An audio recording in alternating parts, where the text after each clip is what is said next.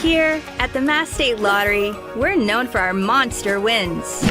But there's no bigger win than the $1 billion we provide each year to support all 351 cities and towns in Massachusetts. In our game, we know that supporting local businesses and helping communities is how we all win. Because at the lottery, we're all playing for the home team. Safe.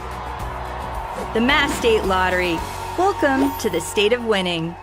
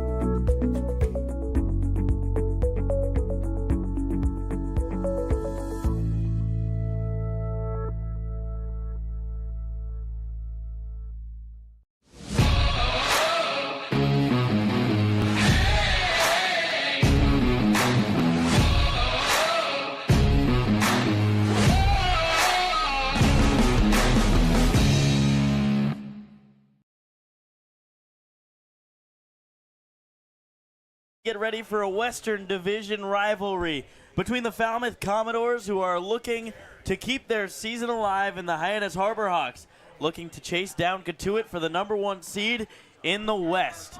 With that, we welcome you into the Tim Elstrom broadcast booth. Josh Schreiber here alongside Nico Sharp and Jacob Irons. And guys, what a beautiful day for baseball. Yeah, can't ask for better conditions. Sitting around 90, sun is shining, and guess what? It's the season cap between Falmouth and Hyannis. The season series goes on tonight. Can't ask for much better weather. A little warm outside. Ooh, Yeah, cooling it down. We've been here for a long time. Finally, the cold weather that you guys love, and I'm the Texas guy. Finally some warm weather. Beautiful game here. Big matchup in the Western Division. Hyannis looking for their first 4-game winning streak since they opened the season up 5-0. They're looking to, continue that going into this final stretch of the season. It's going to be very important to beat a team in Falmouth who, they're hot right now, but they are at the bottom of the West. Yeah, very hot, but guess what? Hyannis is trying to be just as hot, and they have an opportunity tonight. They certainly do. We will take a short break for the national anthem, but when we come back, we will tell you about each team's lineups. Here with manager Mitch Carricker, and big win yesterday, another 3-game winning streak, looking to get the first 4-game winning streak since the start of the year. Going against a guy in Mac Hoyer today who you've seen before. What did you see from him last time that you hope will, that you can learn from and hopefully get him early today? Yeah, he was really good his last start against us. The guys remember him. Good fastball, good breaking ball. So hopefully we can, take that information, that knowledge that we've seen him before, have a good plan against him, and hopefully he gives us some pitches to hit. And then now in the second spot, moving up past Wareham yesterday, Falmouth kind of playing for their playoff lives right now, and they've been hot recently. What do you do? Is there anything that you do differently going against a team that's in a good spot, getting hot at the right time? No, I think, we understand they're a good team, and every team we face on the Cape is going to be good. We're worried about, hey, what are we doing? What can we do to be successful today? So our guys had a really good pregame. We talked a little bit about, this final stretch before we got started today, and just understanding where we are and what our goals are. And, there's still some time for us to make a run at winning the division, which would be our ultimate goal. But we're going to take it one game at a time, and tonight we got a good challenge ahead of us with Falmouth. And it seems like there's been a little bit of magic in that leadoff spot recently. Obviously, Jackson West got his 5-hit game there. Michael DeTalo, 6 RBIs last night. Kane Kepley back in there has been, a little bit cold recently. Do you think putting him in that leadoff spot can help get him going again? Yeah, I hope so. We've been successful at that part of the lineup when we've made some changes. Kane's been really good for us all summer. He was an all-star for a reason. he was really the reason why our offense went a lot of times for most of the season. And so, hopefully he can have a good day today. And I think just the way we wrote the lineup today, we shuffled some guys around. We put some other guys in there who haven't been getting some time the last few games. So we just thought that was going to be the best combination for today. Perfect. Thanks so much. Thank you.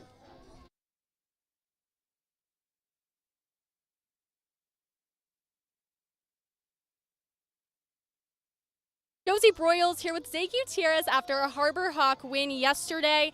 Zay, 2 really good starts on the mound so far. Talk a little bit about your approach to just starting.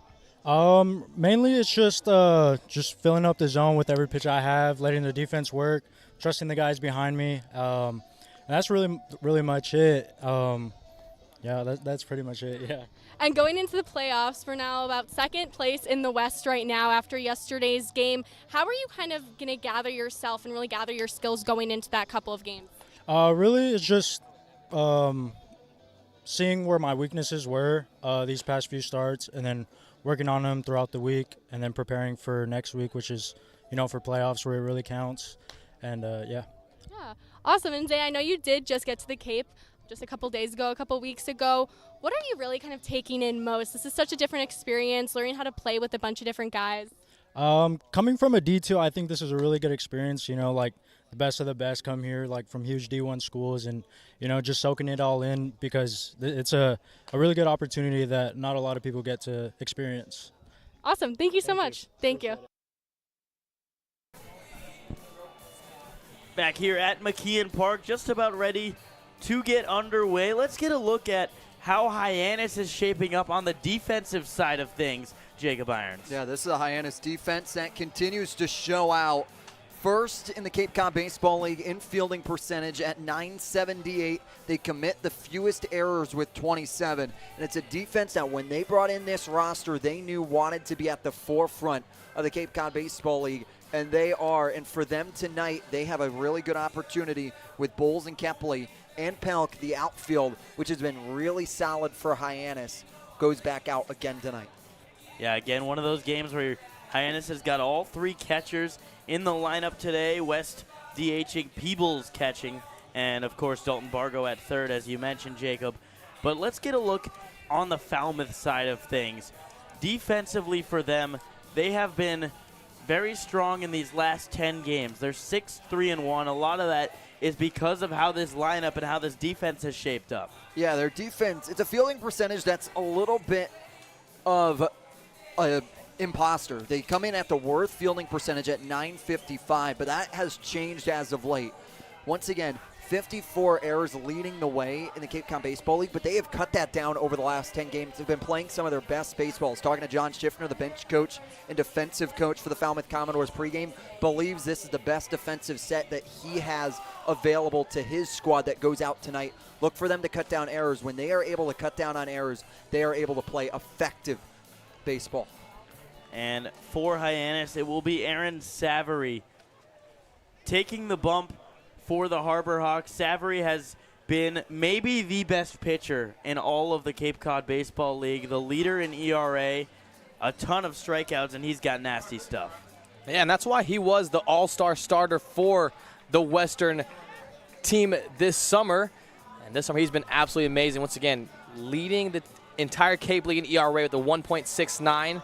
Gets his 7th appearance and his 4th start this summer, has 21 innings pitched and his top 10 in strikeouts with 26 strikeouts to 17 walks. And you see how good he's been in his last appearance versus Chatham.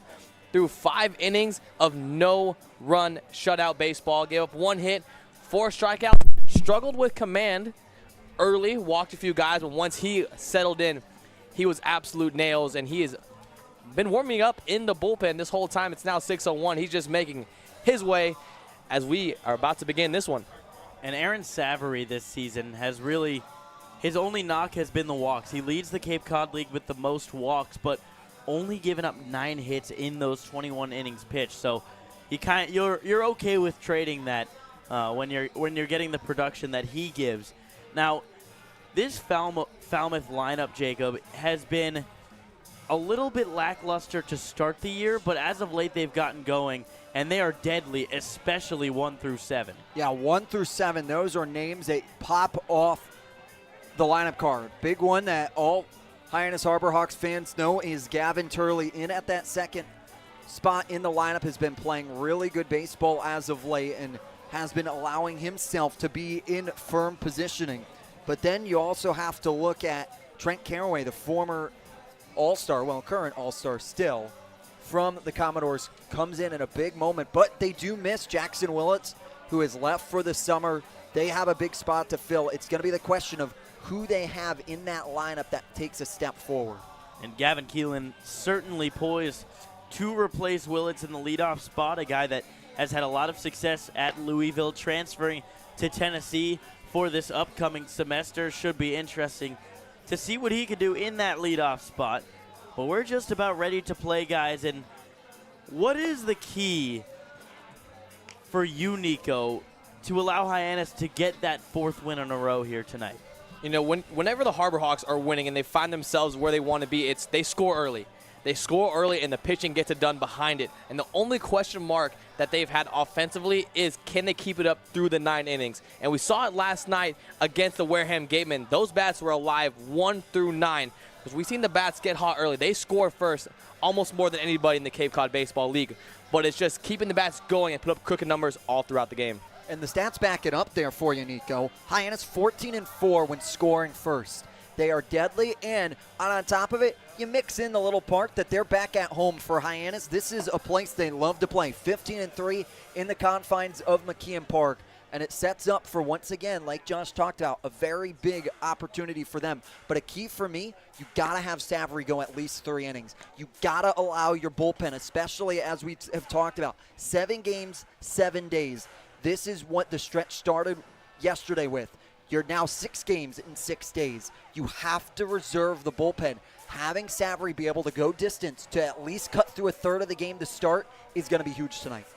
And when you couple that with how the Harbor Hawks love to play at home, they have Aaron Savory, who has been one of the best pitchers in Cape Cod. But then the Falmouth Commodores on the road been struggling, currently with the record of 3-12 when they get on the bus and travel to another stadium. So the Harbor Hawks like the look they may have today with being at home, and you have your guy Aaron Savory on the mound. But once again, this is the Falmouth Commodores lineup and pitching staff who have been hot lately. So Gavin Keelan finally stepping into the box after a long pause between the national anthem and first pitch. But Aaron Savory steps onto the bump going from the windup, looks into Peebles, glove over his face, and deals for the first pitch of the game. Low and outside for ball 1, and we're underway. After the warm-up, he just completed the bullpen. I think he already has 2 outs. He was a full half inning in that bullpen as he was getting warm and getting ready to come out. 1-0 pitch to Keelan is a looper into right field. It will get down for a base hit. Eddie Pelk will run to scoop it up, and Gavin Keelan leads things off with a second pitch single. And that's just a jam shot right in on the hands. That's a 93-mile-per-hour sinker right on the hands of the lefty. Keelan gets right over the head of Mason White. Just finds some grass, and that would only have an exit velocity of 71. Good pitch there by Savory, but Keelan showing him the power enough to get it over the head of Mason White. And it does the job, and now for Aaron Savory, he's going to work with some traffic here early. Pitcher that doesn't necessarily work with traffic all that often. As the first pitch, slider misses inside to Gavin Turley. And for Savory, works with a whip of 1.27 coming into tonight's outing. So normally has a runner on, but doesn't necessarily see the leadoff man on. Pickoff attempt going towards Blake Cavell at first base as Keelan back in with a head first slide. And there hasn't been a lot of hits to be given up. You know, we talked about it a little earlier. It's been the walks that have gotten to him a little bit, but with a 1.69 ERA with over 20 innings pitched, hasn't bothered him working from the stretch. Pitch sails away outside, 2-0 to Turley. Will we see the Turley toss here in this ball game, dare I say, for Josh Shriver's Josh Analytics? He seems to have used a little bit more pine tar this summer. That one fouled straight back.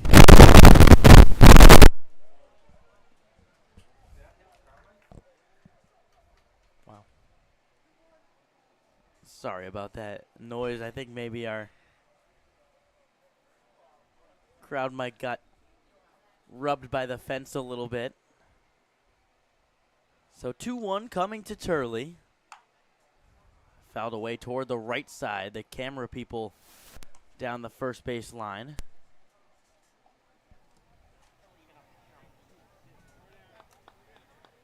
And for Savory, if you can get that slider going, and if you can work that sinker slider and be able to put them where he wants to and work in and out of the zone, that's when he's at his best. And he always says when he feels like he has command of all his pitches, that's when he is the most dangerous pitcher on Cape.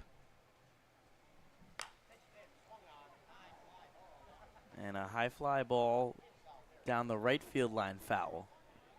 2-2. Savory doing a good job right now. Battling in against Turley. Comes in having a very solid summer, batting .265 with an OPS of .831.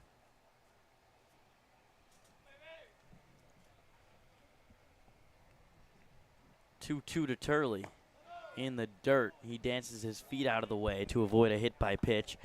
Now Turley was kind of overlooked in last year's Falmouth lineup just because his college teammate Travis Bazana was there. Bazana ended up being the MVP of the Cape Cod Baseball League last summer. As Turley pops one up, right field and shallow. Pelk ranging toward the foul line, loses the hat and makes the play for the first out. It's a good pitch there from Savory. Drops the slider in. That one working on the inside. Floated over, out and away. It's a good pitch, 3-2. And if he has that command of that slider early, once again, if he can throw that in any count, that's when he's going to be at his best. And he threw that one for a strike. So look for him to use that early, but also use that slider as a chase pitch late in the counts with 2 strikes. So Jason Jones, the man with a lot of pure power, out of Arkansas at the plate now in the 3-hole as Aaron Savory goes to pick off, and that ball gets well away deep into the Falmouth bullpen. Keelan just keeps on running and goes into third standing up. So Aaron Savory tries to make a quick move over to first and airmails Blake Cavell. Yeah, now with the airmail there from Savory, Falmouth Commodores stand 90 feet away from being able to get the first run of the ball game across. And that one just sailing from him. He quick feet there, but the arm kind of dragged there a little bit, and then he tried to catch up and use a really quick arm action. That one flowed away from him. So much foul ground down the first base line. It was easy for Keelan to go first to third. Jones pops one high in the air. Blake Cavell calling off everyone, including Aaron Savory, who seemed to want it at the moment. Cavell didn't let that happen, and there are 2 outs. Aaron Savory had his arms out, calling everybody off, and Blake Cavell came in there with a louder voice and backed off Aaron Savory about as quick as he put his arms up. And now Savory 1 out away from working out of the jam. He will have to go through Trent Caraway first, the teammate of Gavin Turley over at Oregon State. Pickoff move down to third base, and Dalton Bargo just saved a run. Peebles was not quite on the same page as Bargo. He was not so quick to get back to third base. Dangerous there. We saw that happen in yesterday's game with Michael Natala over at first base, trying to back pick him and almost had a miscommunication. That ball almost ended up in left field. 1-0 pitch. The fastball catches the outside corner. 1-1.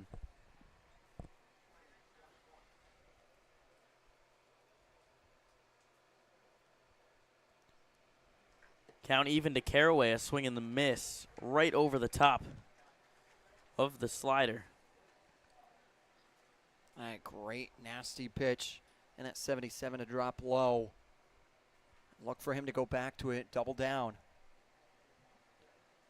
1-2 slider again away, and Aaron Savory works his way out of trouble. He strikes out Trent Caraway, And we'll go to the bottom of the first inning. Hyannis looking to score the first run of the game.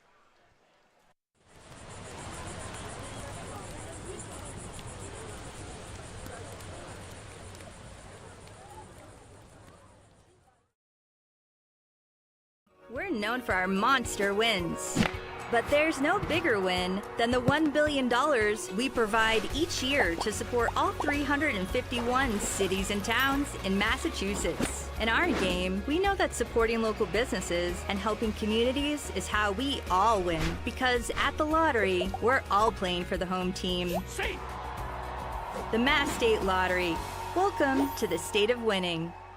Cape Cod, we're Bork Heating and Cooling. We've serviced over 5,300 customers on and around Cape Cod for almost 40 years. We install and service your heating and cooling system, and our #1 goal is to ensure we do the best job we possibly can to make our customers happy. You have the triple cheerleading squad for Bork sitting here. They repaired our heating system, took care of our air conditioning system, and they set something up with the remote system that they installed for us as well. Yay, yay, yay for Bork. We love them. Give us a call when you're in need of HVAC services. Hope you enjoy the game.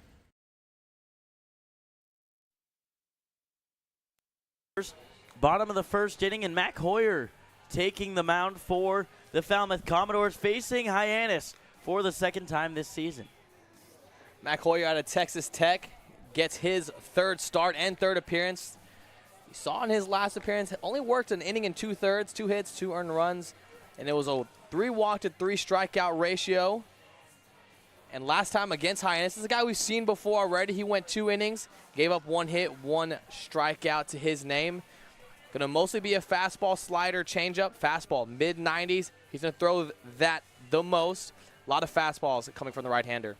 Yeah, throws a hard fastball sitting in the mid-90s, and the lineup that he will face features Kane Kepley back at the top of the lineup. But it's the name in at the second spot everyone should take note of. Jackson West batting .415 over his last 5 games. And when talking to him, I asked what has worked. He said when he started the summer, he was tooling with his swing a little bit, working on it. Was still trying to figure out whether or not it was going to pay off. And now it is paying off. And what he hopes to see for a big spring as well as a big end of the summer here. And guys, any 5-for-5 game is going to certainly help out those last week or so splits. No doubt about that. So Caden Kepley looking to get back on track in the leadoff spot, takes first pitch outside for a ball. Kepley 1 walk away from tying the franchise record for most walks in a season set by Robin Ventura. He takes a half swing. And we got to preface, the record is with wooden bats. Here sent when the Cape League moved over onto wooden bats. It was 48 back in 1980 something back there, a little bit longer before. Still got a chance at that number as he pops one up into shallow left field. Jack Bell moving quickly and diving, not able to make the play. That was actually Gavin Keelan, and Kane Kepley gets thrown out trying to stretch it to a double. So Kepley getting a bit greedy, and Gavin Keelan able to slide and quickly rebound. But you also wonder here, he never sprinted out of the box. You almost wonder if he never found her or thought the ball was more foul than it was. He kind of just softly rounded first and then tried to pick it up late as he was rounding first. And then it was already too late. He had already committed to going to second, got thrown out by a few steps. So Jackson West, Jacob Irons, player to watch today, swings and misses at the first pitch for a strike. I got a lot of players to watch. Another one, Cannon Peebles, down in the bottom part of the lineup, has been barreling the ball really well. It just hasn't fallen. He's moving his number to number 2 on his back. And I'm not normally a superstitious individual, but I have a good feeling for Cannon Peebles, who puts in the work consistently to allow himself to get better. Look for Cannon Peebles and Jackson West, both catchers, to make an impact. West fouling one back, 1-2. And I got here at 1:30. You know, I was going to do a segment. I'm talking about doing a segment with Peebles and Jackson West. I got here at 1:30, and Peebles was already in the cage going and getting to work. 6 o'clock game, you take your normal BPA at around 3 o'clock, but already in the cage at 130 and putting in that extra work. And that is what this Hyannis Harbor Hawks team has developed, is doing extra work, doing the small stuff right, and allowing themselves to get better prepared and be in contention.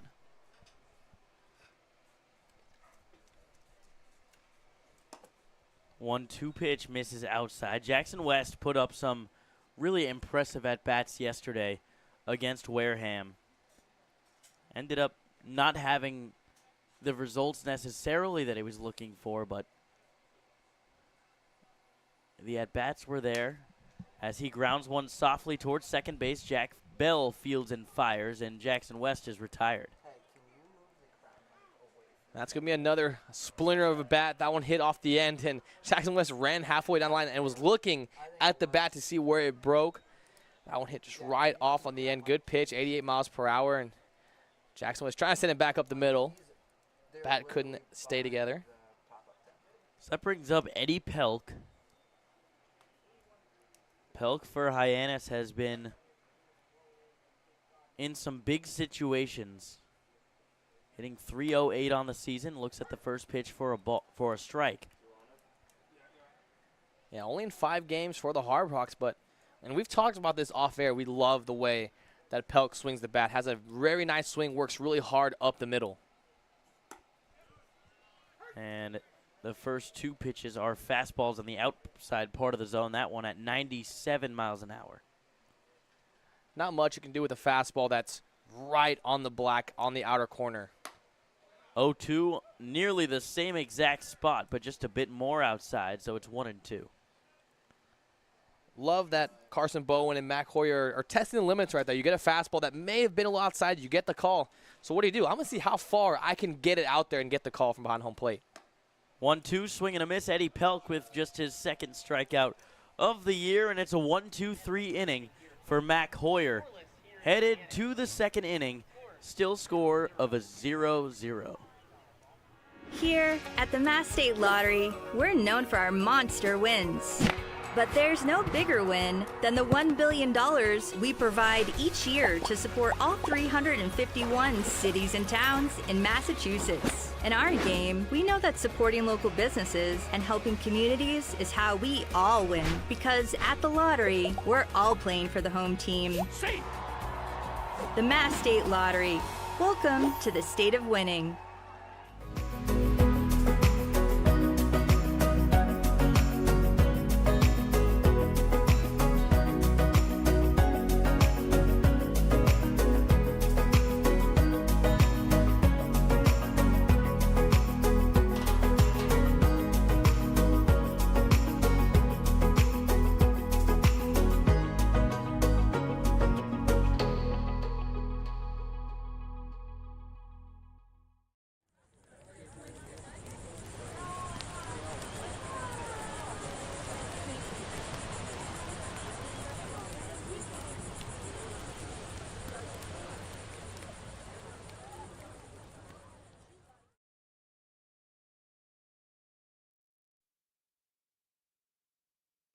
The lights at McKeon Park stay bright all season long thanks to the Knack Cape Cod. The Knack offers 2 locations, Hyannis and Orleans, both offering delicious burgers, tacos, sandwiches, and more. Visit theknackcapecod.com to order online today. The Knack Cape Cod is proud to be the Light Up the Park sponsor of the Harbor Hawks all season long. Aaron Savory back out there for his second inning of work. It was a 1-2-3 inning for the Harbor Hawks. And Zion Rose stepping to the plate. The sophomore out of Louisville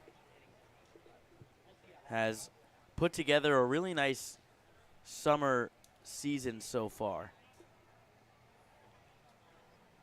He's been swinging the bat well, and every single time we've seen him, he's put up really good at-bats against his Harbor Hawks pitching staff. OPS sitting at 786 this year. Looking at strike 1 across the plate, and tied for Falmouth's lead with 3 home runs this year. Team USA participant for the collegiate national team. Quickly down in the count 0-2. Rose knows he has a lot of potential and is trying to bring it back to a very stacked ACC. Savory there just missing high, and for Savory, he has worked all the way around the zone to open up. 1-2 to Rose. He swings at the ball in on his hands and just fouls it back. It's one of those sliders from Savory that literally looks like it's starting behind Rose's back, and he tries to bring it across the inside part of the plate. 1-2, swing and a miss. On the sinker right down the middle. Zion Rose goes down with his 18th strikeout of the summer. And it looks like it's starting behind him because it is starting behind him. I mean, that slider has so much movement. Savory comes across his body a little bit. So when he releases it, it is starting behind him, and that slider has so much horizontal movement, moving from right to left, where it does start behind him. And especially if that one clips that inner corner, then it really is behind the hitter. And that fastball, 93-mile-per-hour sinker, left middle, but it's got that downward tilt that has a lot of chance to miss barrel. Starts off Carson Bowen with a two-seamer.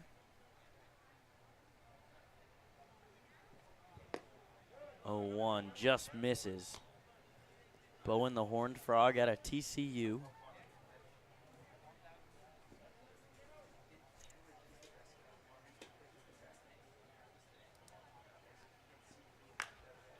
And for Bowen, he's a prime example of what the Cape Cod League provides to athletes. For Bowen, didn't get the full fall in with his team, was jumping right in, had a solid spring, but allows him to try and get re-caught back up to where everyone else is because he's been out here for an entire summer working with his swing that would traditionally be used in the fall to really find and take that time before you have to really tool it. Slider just misses inside. Savory not getting the call on that front door slider today.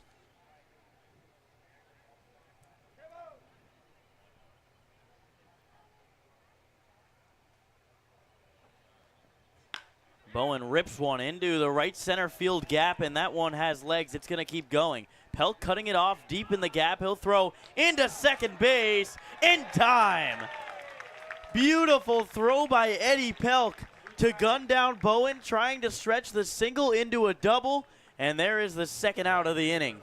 It is almost a carbon copy of the hit Gavin Keelan had in the first, but this time the TCU Horned Frog tried to get greedy and extend it out. You look there, get a nice pause. It's perfect. The ball is in great placement, and there he is. Eric Snow is able to apply the tag. It was a smart idea by Bowen trying to go around the bag, but it's Eric Snow with his arm reach to be able to come down and apply the tag. So 2 outs the non-traditional way, as Robbie Bowling stepping into the box for the Commodores. Bowling just 7 at-bats on the year, 1 for 7. Does have 3 walks as well. Looks at the changeup, down and away, 1-1. Yeah, don't see the changeup all too often from Savory. He has a fastball, slider, does show the true 12-6 curveball on, has a changeup, and he showed the curveball right there, but also has a changeup mixed in and hasn't shown it too much, but showed it the pitch before. Robbie Bowling swinging and missing.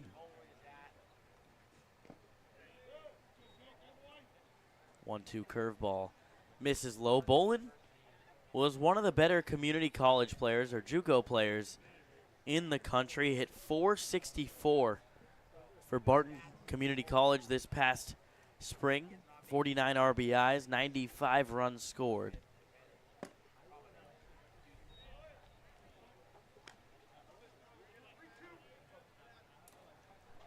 Yeah, and no matter what level of baseball, for you to hit north of 460 is a ridiculous stat number. Similar to what we talked about with Carson Bowles when he came up, as Aaron Savory trips on the mound and ends up walking Bowling. So it's exactly the same thing there, Josh, of you still have to do it. It's the question of, it's the good old conference. I'll use Notre Dame football as an example. And for Notre Dame football, they always get the gripe because they're not in a conference, they have a weak schedule. But you still have to beat the schedule in front of you. For JUCO players in Division II and Division III, they are still being able to take advantage of the opportunities that are in front of them and allow themselves to make this jump into the Division I bowl game. And in the same way that, you know, on the national scale, so a lot of JUCOs can be considered irrelevant, so is Notre Dame football. Yeah, I would agree on that. Yeah, 100%. 0-1 to Jack Bell. Grounded the other way, Dalton Bargo fields on a short hop, fires over to first base in time, and Jack Bell is the third out of the inning. So we will head to the bottom of the second. Still scoreless, 0-0.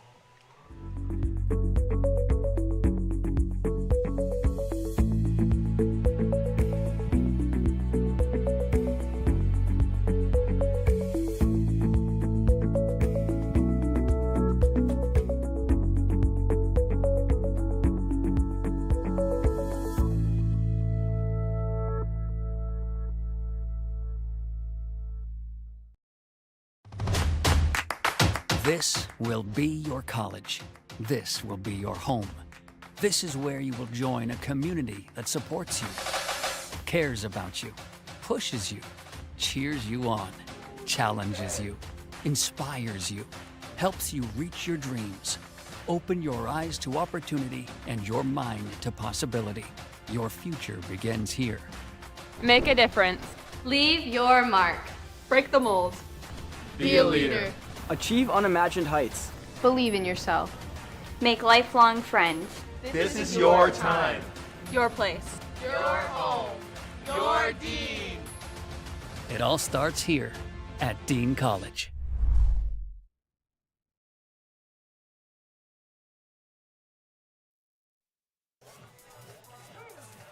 Back here at McKeon Park, first game after the All-Star break where some Harbor Hawks truly shined.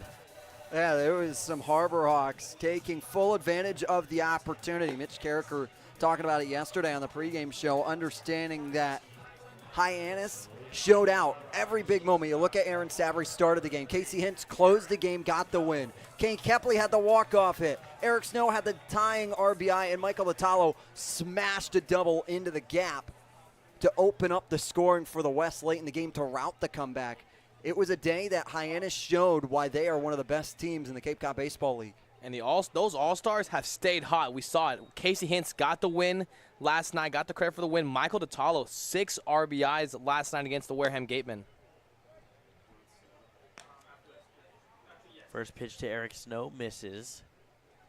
The Snowman, one of those All-Stars who had a big hit in that game. To the surprise of nobody, he goes the opposite field. Jack Bell fielding it on a hop and gets the easy out at first base. And that's just 95 miles per hour right in on the hands. Eric Snow not able to get the barrel out front. Caught him in on the hands a little bit. Tried to go inside out on the baseball. Try to send it through right over the second baseman Bell's head, but that one just jammed him a little bit. Created a little drop shot to the TCU Horned Frog over that Bell. So the left-hander Mason White at the plate now had a roped double at Wareham last night as he takes the pitch. That looked to have missed a little bit off the plate for a strike. And for home plate umpire Sam Finn, he's been giving an inch or two on the outside corner against these lefties. White fouling a pitch off in the exact same spot. And White's double that he had yesterday really could have been a triple, but it trickled into the Hyannis bullpen. He was going to likely be in standing up, but just got a bit unlucky. 0-2 misses high. And for White, he's been playing really good baseball. 313 over the last 5 games. He has found his bat as of late. And today during batting practice, hit absolute nukes off the scoreboard. Mason White checks his swing. He'll check down to third base after a moment, and no, he did not go.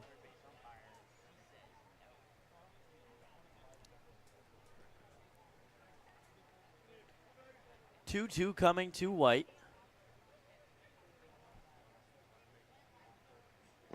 Swing and a miss at the ball in the dirt. White gets tagged out by Bowen, and there's the second out of the inning. Yeah, that slider that Hoyer has is just so sharp. It really looks like a fastball coming in on the hands. That's 88-mile-per-hour slider.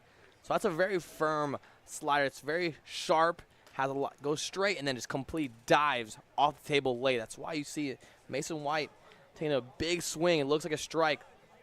3/4 of the way there, and completely just dives off the table. So now Cannon Peebles will take his first at-bat wearing the number 2. With 2 outs as well, fouling the ball straight back over the press box. Cannon Peebles had his flats on earlier, and his light blue shoes, I want me a pair of those. Those look so good. I don't know if you guys got to see that pregame. Are they light blue, baby blue? And that ball roped into right field. It's a base hit, and there we go. Cannon Peebles ropes a single. He is 1 for 1 in the new number. And look at that. I told you right there, Nico Sharp, to start the game, Cannon Peebles was going to have an opportunity to try and right the ship here a little bit, and he does a really good job being able to right it there. Finds an opening to the right side between Bell and Barquette, and is able to sneak it in.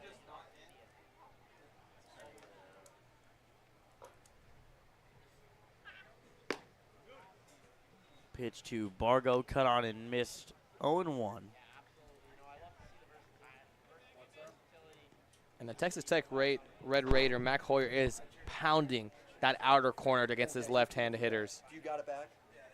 Staying completely on that outer edge with the fastball.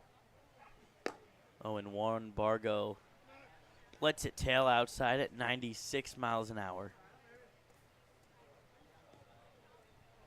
Bargo with the Jordan 1 custom cleats now. You want those, Nico? Yeah, I do. I was looking at those a little bit earlier, too. And, yeah, these Tennessee Volunteers, they got some shoe game to them. Well, they got drip. Gavin Keelan looks like it's just a – there they are. The retro Jordan 1s. Gavin Keelan will be a Volunteer. We'll have to see his cleats next time he comes up. 1-2 misses outside, 2-2.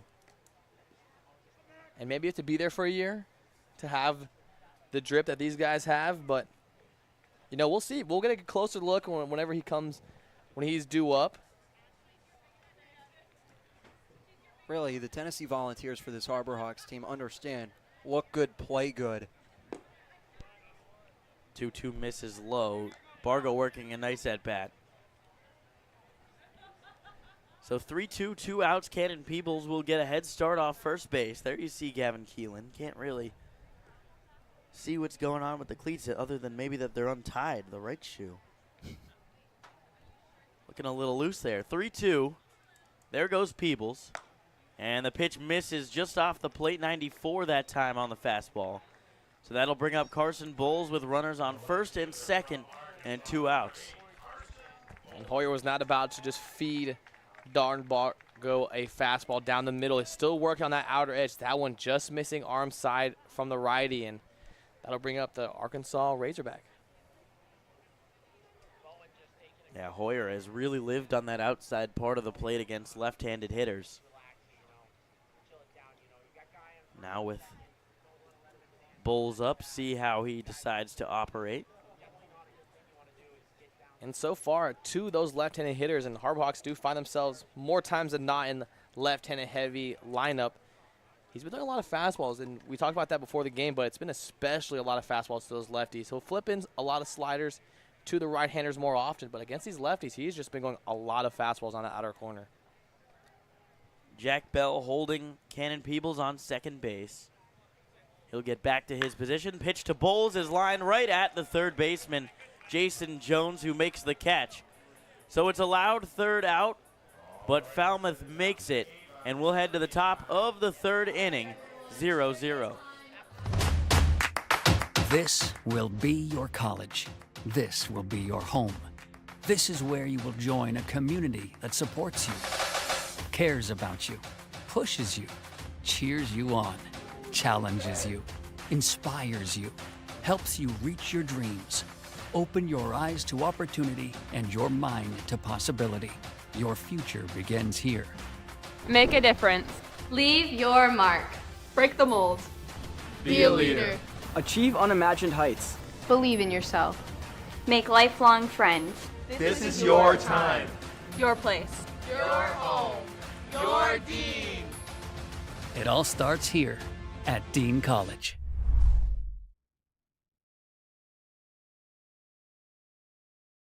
Here at the Mass State Lottery, we're known for our monster wins.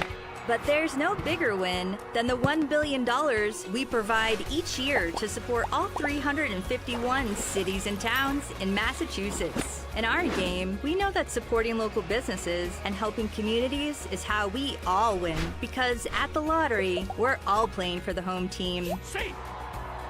The Mass State Lottery. Welcome to the state of winning.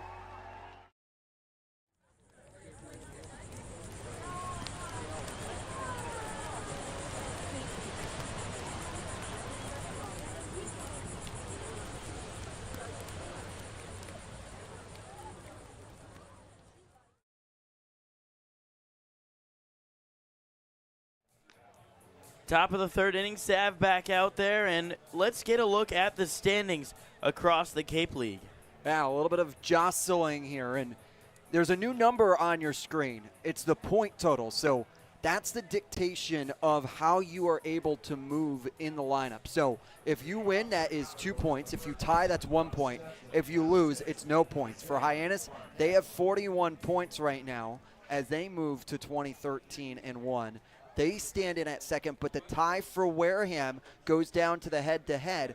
Hyannis right now currently has the head-to-head with 1 game left to play in their series.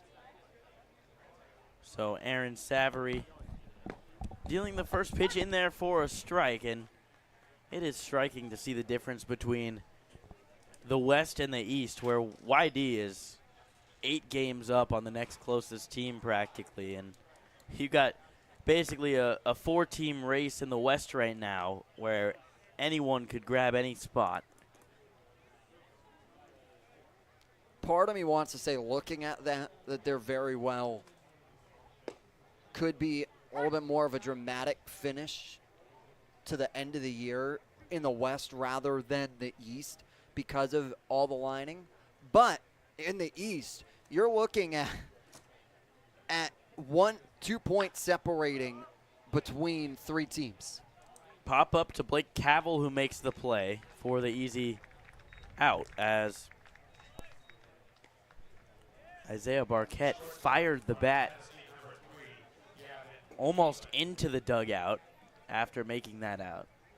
And for the East, Orleans, who had been sitting in the 4 spot, drops out after not playing yesterday. They now are in the 5th spot.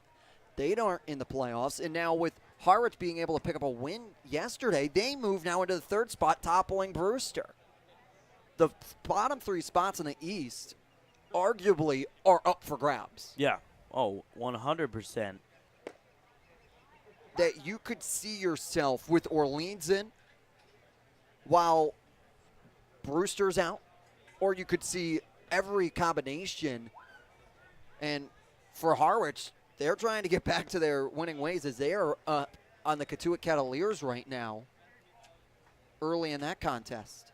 And Brewster, they're having a rough go of things right now. They've lost 4 in a row. They're 1-8-1 in their last 10. Currently tied with Orleans for the worst record in the East, but Brewster has the head-to-head for now. 2-1 is fouled straight back by Gavin Keelan. Can confirm Keelan does not have the cool cleats like Peebles and Bargo do. And they may be some away cleats. You know, you wear True. different cleats with your gray pants. So, you know, gotta give him credit. You know, we gotta see what his home cleats look like. Does have the double wrist tape. Had some cool sunglasses, so. He does, and the cleats go perfectly with the gray pants. It's got the still got the Adidas. They got the gray, so Those may be his away cleats, so and they actually look good. Sometimes away, you're just trying to go for the blend-in look and trying to make it look naturally good. 3-2 misses outside. Keelan works the walk on base for the second time today. Clearly, Keelan has not gotten his merch from Tennessee yet. Still rocking the Adidas cleats. Naturally good. I am a big fan of that line and how you describe the away uniform. So you have to work with your different aspects? Oh, absolutely. If you have white cleats, you don't wear that with gray pants. Okay. You know, so like if you have if you have the new icy whites, cleats, and yeah, if you wear that with gray pants, then it just kind of makes everything look off. So you got to have your home and away cleats depending on what kind of pant color you have. Strike to Gavin Turley to start things off in his at-bat. Now, while we're on the cleat topic, talked to Carson Bowles inside the nest, came out a few weeks ago, and he talked about how after every single game he washes his cleats. He cleans them off with his spray that he has, his cleaning material. Says he's got to make sure they're always looking fresh every single game. That's dedication. Coming home from a game, you don't necessarily want to be spending the time cleaning them and putting in the elbow grease that's necessary. 1-1 to Turley. The slider crosses all the way into the left-handed batter's box. But once more, the Harbor Hawks taking the mentality to look good, play good. Yeah, that's got to be tough. Whenever, if you have a rainy game, you're playing a little bit of mud, and your cleats are just heavy. It feels like they're 2 pounds each, and yeah, you got to scrape them off and wipe them clean and fresh. Shout out to Carson Bowles. Another 2-1 slider right in there for a strike. So Savory laboring a little bit, but has gotten the outs he's needed so far. It's going to be interesting now. The Commodores seeing him for the second time. 2-2. Broken back ground ball up the middle. White will field it, throw to Snow, and the throw across to first base not in time. It was just a slow-moving ground ball that Mason White had to wait on. Yeah, and it's a good job by White. Sometimes you want to speed up to know that the double play is imminent, but for him, allowing the ball to come to him, and he knows he's got one out for sure, puts a little bit extra pressure on Eric Snow to try and get the transition out and over quick enough. Has a really good transition from his glove into his throwing hand, but just can't beat out Turley down the first base line. But once more, only need one more out. And it'll be Jason Jones, one of Falmouth's best hitters this season, over 300 on the season. OPS hovering around 800. Throw over to first base on the pickoff attempt. Turley back in, standing up.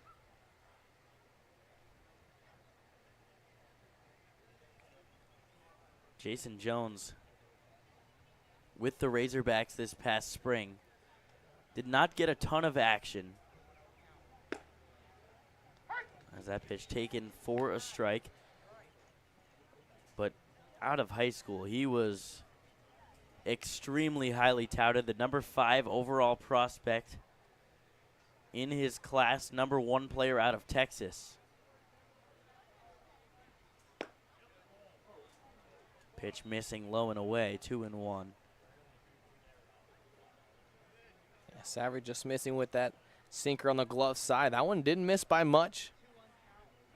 91 miles per hour down and away. Now, he didn't play much in his college season this past spring. Is the pickoff attempt not in time? But he did play in the Northwoods League last summer with the Green Bay Rockers. 213 plate appearances, hit .275, a .413 on-base percentage, and 8 home runs.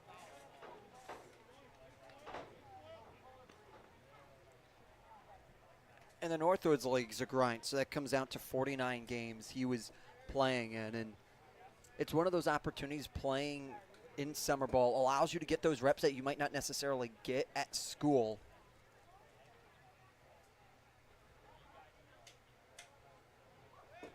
Pickoff attempt again as Turley back in. Turley got caught leaning there a little bit towards second base. Good time pickoff over there by Savory. Turley has 4 stolen bags on the summer. Certainly has speed. 2-2 just misses inside. Savary wanted that call, but didn't get it. Through the 12-6 curveball there, and now Turley's going to be in motion now here with the full count, 2 outs.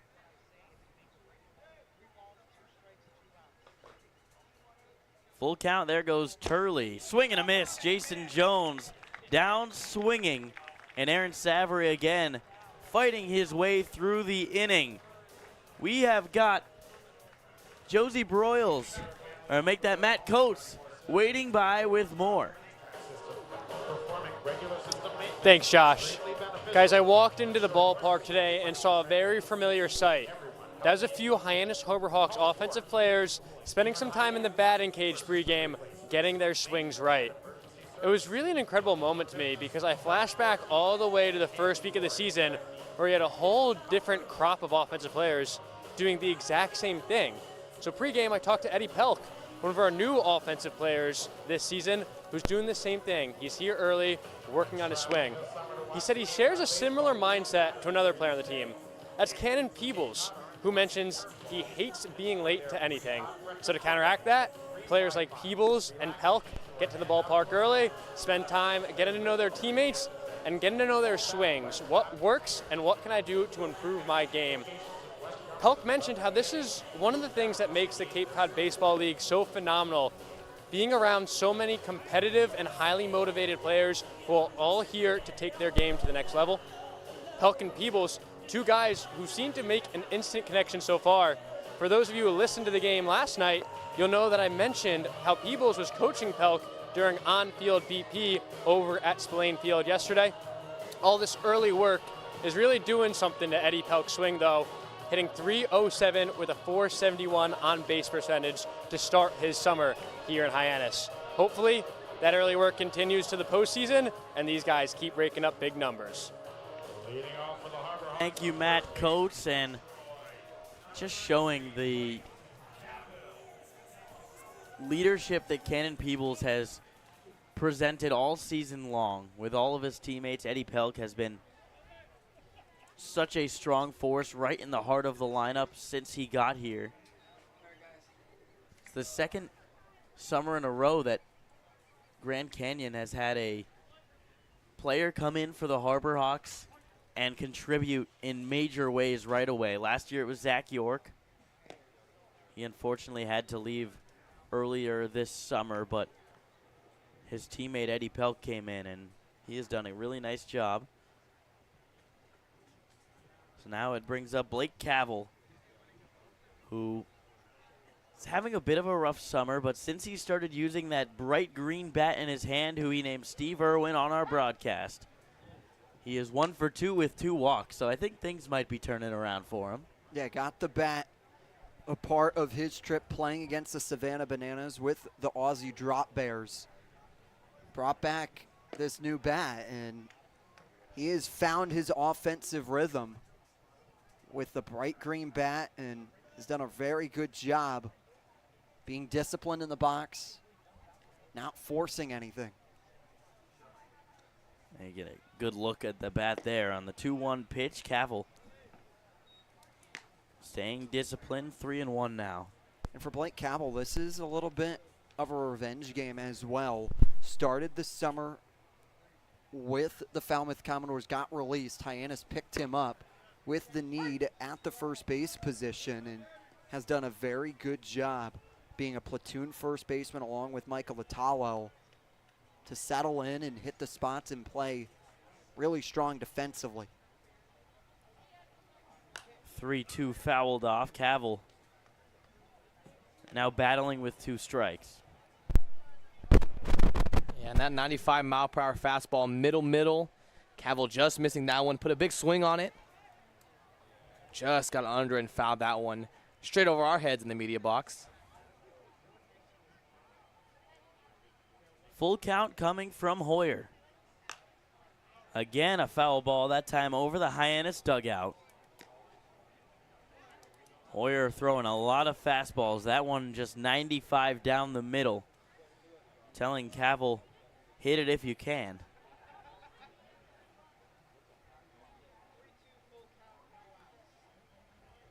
Payoff pitch misses outside, and Blake Cavill has yet another walk. He'll be on first base with nobody out for the top of the order and Kane Kepley. And for Hyannis, they found their success in a large part of the game yesterday in their 15-8 victory over the Wareham Gatemen when they were able to get the leadoff man aboard. You look back to the massive 5-run second inning that put the Harbor Hawks comfortably in front. It started with a leadoff Eddie Pelk, who got a single. Then you go back to the 6th with another 5-run. It was a walk there by Eddie Pelk once more.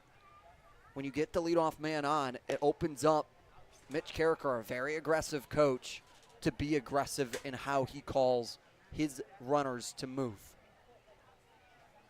Maybe Cavill not one of those guys that will be stealing bases, but in a situation where maybe a potential hit and run, who knows? Pitch in the dirt, Cavill gets back. We have seen him steal this year, though. He tried to steal at Brewster. It did not go well. He got thrown out by quite a bit by Brody Donay. But for Hyannis, they haven't had a runner on early to try and test the arm of Bowen. So I have to imagine Cavill will be dancing over at first, seeing what he can elicit. 2-0 misses outside. Now Kane Kepley once more is staying disciplined. 3-0 coming from Hoyer. Kepley looking to tie the wooden bat franchise record with walks. It won't be on this pitch. The 3-0 gets the call, 3-1. And if you're a left-handed hitter in this Harbor Hawks lineup, you have to expect fastballs on that outer corner. And that's what Hoyer's been pounding all day long to these left-handed. And he's staying right in on the corner, really using that fastball well. 3-1 catches the bottom of the zone, again with the fastball. Yeah, great battle back by Hoyer here. Started out 3-0, and Kepley's disciplined nature hurting him there a little bit with some borderline calls on the outer part of the plate. The full count, Kepley fights it off. Again, a fastball outside corner. And for Hoyer, doing a really good job of placement, keeping everything on the outer part of the plate, understanding that Kepley, a disciplined hitter, is willing to wait on a pitch and is getting that call. The 3-2 again. Kepley choking up. He grounds one up the middle. Keelan fields, underhand throw to Bell, on to first, and they get Kane Kepley on the double play. Kane Kepley does not ground into many double plays. One of the fastest players in all of the Cape League. That is his first time this season grounding into one. Yeah, that's a lot of speed over there for Kane Kepley, but credit to that middle infield of the Falmouth Commodores. Bell and Keeling up the middle. Beautiful turn. Good strong throw from the shortstop, Keeling. Hoyer trying to throw another fastball on the outside corner. Starting it off to West, 1-0. A little interested there that Keelan just didn't step on the bag himself, decides to underhand it to Bell. Broken bat foul ball from West. It will just barely get out of play. And there goes another bat for Jackson West. That's his first time using this bat. Broke his bat on the ground ball to Bell in the first at bat, and he snaps. Wow. Finished snapping it over his knee. And he's going to get his third piece of lumber of the afternoon. And finding a bat he likes a little bit better.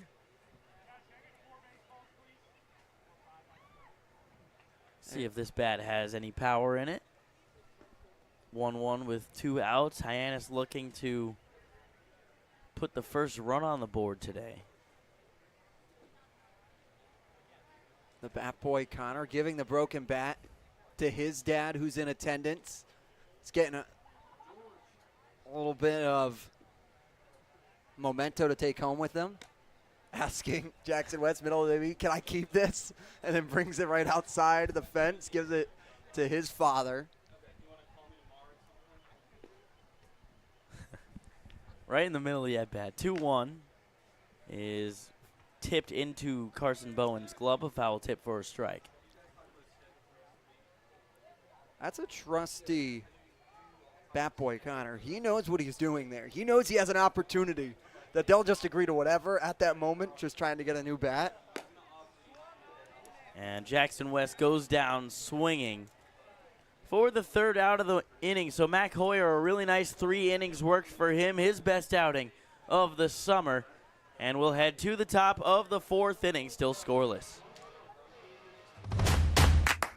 This will be your college. This will be your home.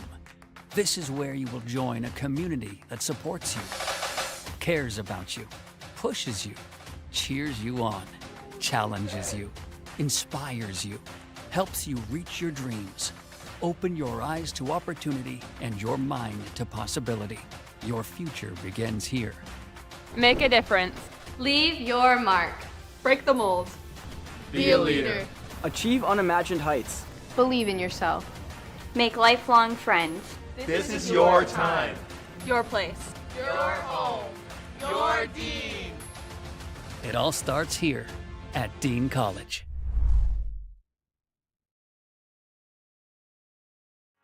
Here at the Mass State Lottery, we're known for our monster wins. But there's no bigger win than the $1 billion we provide each year to support all 351 cities and towns in Massachusetts. In our game, we know that supporting local businesses and helping communities is how we all win. Because at the lottery, we're all playing for the home team. The Mass State Lottery. Welcome to the state of winning.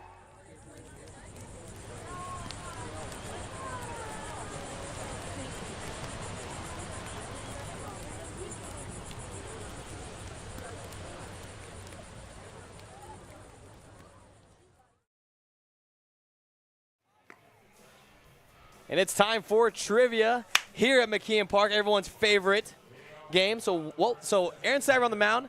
He currently leads the Cape Cod Baseball League in ERA. So this question is based off him. What was the last year a Harbor Hawk led the CCBL in ERA? It's not 2021. So your options 2011, 2021, 2014, and 2009. Now, why do you know it's not 2021? Because I think Hyannis found themselves with 8 wins that summer. Oof. So I don't think that's under the impression. I already forgot the years. What were the years? 2011, 21, 2014, and 2009. Yeah. So look at that. Read it once. I think I know the answer. Really? Was Eric Beatty in the Cape Cod League in 2009? Yeah, but I don't think he played for Hyannis. That would be my. I know what. That would make sense. Actually. No, I know he had a ridiculous ERA. Yeah, it's a sub-1 ERA. Sub-0. Yeah, misspoke. He literally scored runs for Hyannis. 1-2 swing and a miss from Trent Caraway, and with another out, Aaron Savary adding to that, or I guess subtracting to that ERA. All right, hold on. Let's get him in. You're going 2009. 2009. I'll go 2011. I guess I'll go 2014. I was thinking 2009 or 2011. Want to be 2021. Make a decision. But it gotta be different. I'll go. Right. Yeah, let's see what we got here. It is 2011. Jacob Irons is right for once. Let's go. Scott Firth. Scott Firth.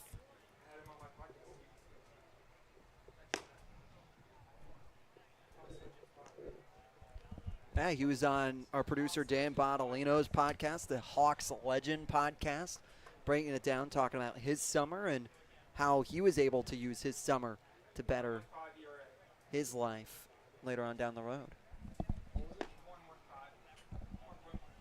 It was a 1.15 ERA for Scott Firth in 2011. Oof. Not bad at all.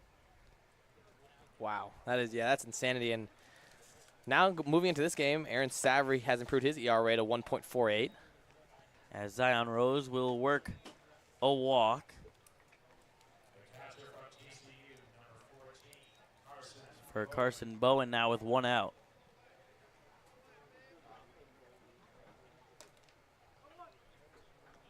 It's been the pitching staffs who have prevailed here in this early third of this ball game. Now, something interesting about Scott Firth. Sorry to cut that thought off. He was drafted 3 times. He was drafted out of high school, didn't sign by the Baltimore Orioles. Drafted out of college in 2012, didn't sign again.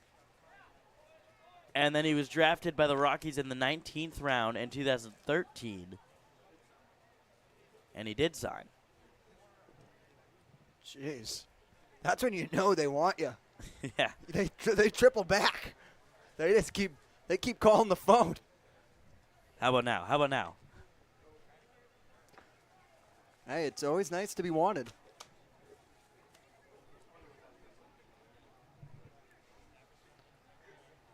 .1-0 coming from Bowen. Grounds one left side. Dalton Bargo fields, and he actually bobbles it. It was a short hop that ate him up.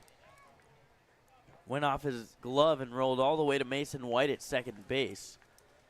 And if he would have kicked that ball a little bit harder, that one may have gone over to Mason White enough time to get the force out at second base.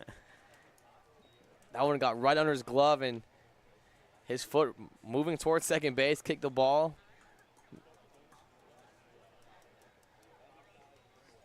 Now here with only 1 out, Falmouth Commodores have a runner in scoring position, and Harbor Hawks bullpen is going to get up and stretching a little bit. Aaron Meshulam is down there starting to get warm for the Harbor Hawks. Starting to get through all of his motions. Not in a full pitching stance just yet. Savory has 63 pitches and 3 1/3 innings of work so far, 4 strikeouts. And if he could find 2 more outs here to allow himself to get the 4th inning, that would be a huge spot. Yeah, pitch count is getting up there, has 4 strikeouts, but does have 3 walks as well. So pitch count has risen here. Trying to get to the 4th inning, but have 1 out here, and you have 7, 8, 9 in the Falmouth Commodore lineup. And at the end of the day, you're 1 pitch away from getting out of this inning with a ground ball. If he can,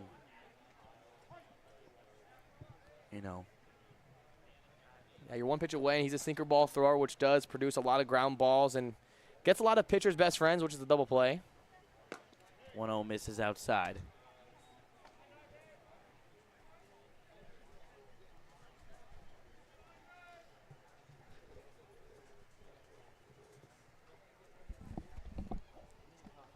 .2-0 coming to Bolin. Ground ball down the right field line toward the Falmouth bullpen. And for Savory doing a really good job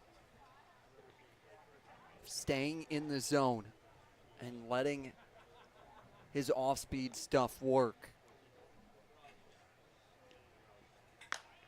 2-1 fouled off, and now back to a 2-strike count. Savory doing a good job getting back into this one. 2-0 count, flips the backdoor slider in. Catches the corner, and that one, 89-mile-per-hour sinker out and away. Just enough believable for Bolin to go out and get it.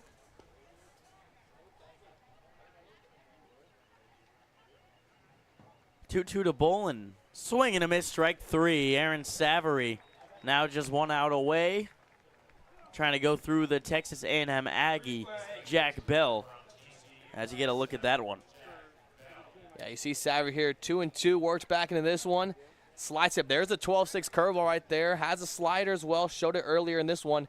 That one changes it up. You love to see guys who have 2 breaking balls. One when they go straight vertical and one that has more horizontal movement. And it's great tunneling there because Savary's coming in from that 3/4 arm slot, as you saw there, and it's from the same spot every time. And now they're going to say there's one.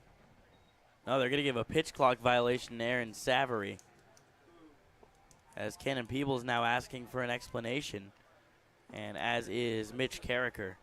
And so that's why you see the half attempts over the pickoff, because if you make a pickoff, now it resets the pitch clock.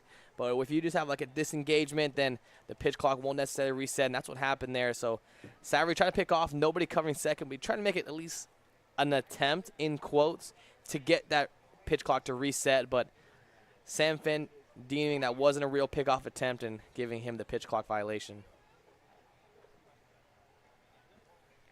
So now with 2 outs, he'll be at a little bit of a disadvantage against Jack Bell with a 1-0 count. 1-0, 2 outs. Zion Rose off of second base. Carson Bowen off first. Still no score here at McKeon Park. 1-0, the slider cuts way inside. Savary's been able to go at these guys, but it's been getting behind in counts 2-0. He just got behind Robbie Bolin, but able to work himself back into it, but just extra pitches that's been getting the pitch count up into close now into the 70s. 2-0 taken for another ball, and now it's 3-0. It's a pitch he wants right there, showing it on his face. It's a pitch that's just missing off the plate. Sam Finn calling a very solid game behind home plate. 3-0, catches the inside corner. And in the Harbor Hawks dugouts, Mitch Carricker right on the edge of the dugout, not behind the fencing. He's standing right at the end, so you can imagine this could be Savary's last batter as he's staring over at Aaron Meshulam in the bullpen. 3-1 slider over the outside corner for a strike. Disgusting. When that pitch is released, you think it's going to the backstop. It then just juts right across and comes in for a strike that's not even a borderline strike. It is a firm strike. That is why he has been so successful this season. That slider has been nasty. Savary trying to end his outing on a good note. 3-2 right in there, strike 3. And Savary with some words to the home plate umpire. He's frustrated, but at the end of the day, it's 4 scoreless innings. Savary fired up with the strikeout to get out of it. We will head to the bottom of the 4th, still knotted up at 0. Here at the Mass State Lottery, we're known for our monster wins. But there's no bigger win than the $1 billion we provide each year to support all 351 cities and towns in Massachusetts. In our game, we know that supporting local businesses and helping communities is how we all win. Because at the lottery, we're all playing for the home team. The Mass State Lottery. Welcome to the state of winning.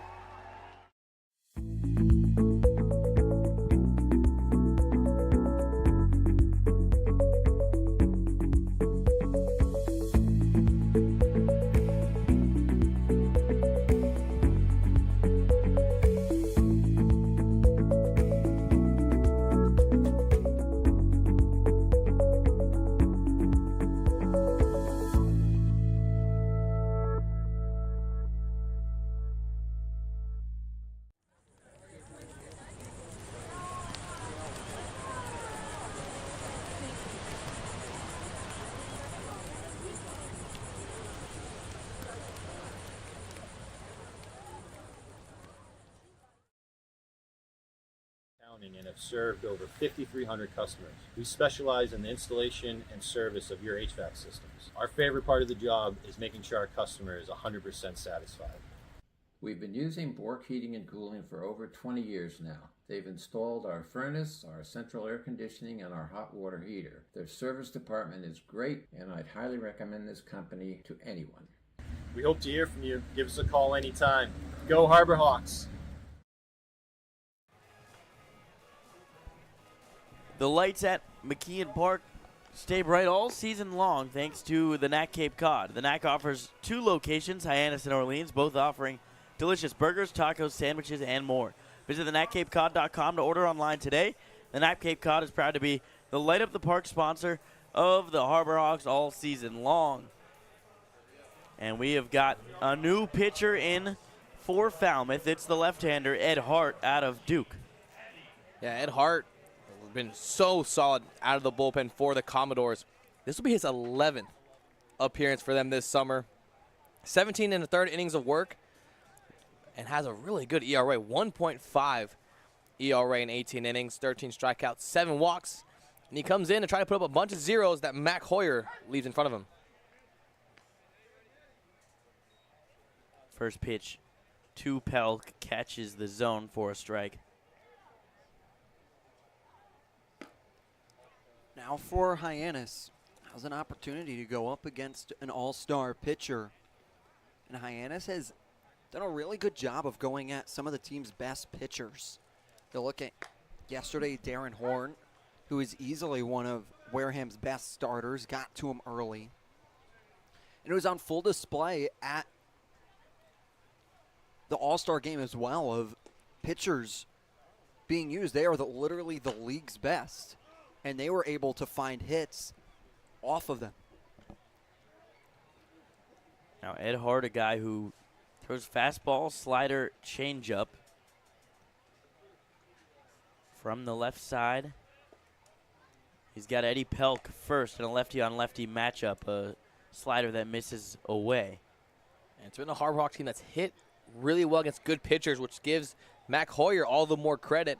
3 innings of work, only 2 hits, no runs given up, had 3 strikeouts. He did a really great job pounding that outer corner against these Harbor Hawk left-handed hitters and had a lot of success living there.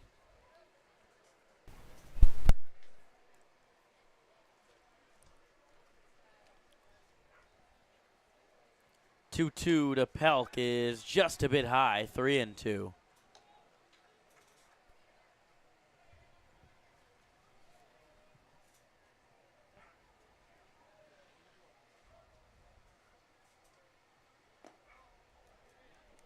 And Pelk does work the walk, a really nice drawn out at bat. And Pelk finds himself on first base with nobody out for Eric Snow. That's a dangerous thought here for Eric Snow to be up and with a base runner on, especially in the likes of Pelk, who has done a really good job of drawing attention to first base. Again, only 5 games for Pelk, but has a stolen base. He's 1 for 1 stolen base attempts this summer. Yeah, Pelk really runs well. Very athletic player, playing anywhere in the outfield.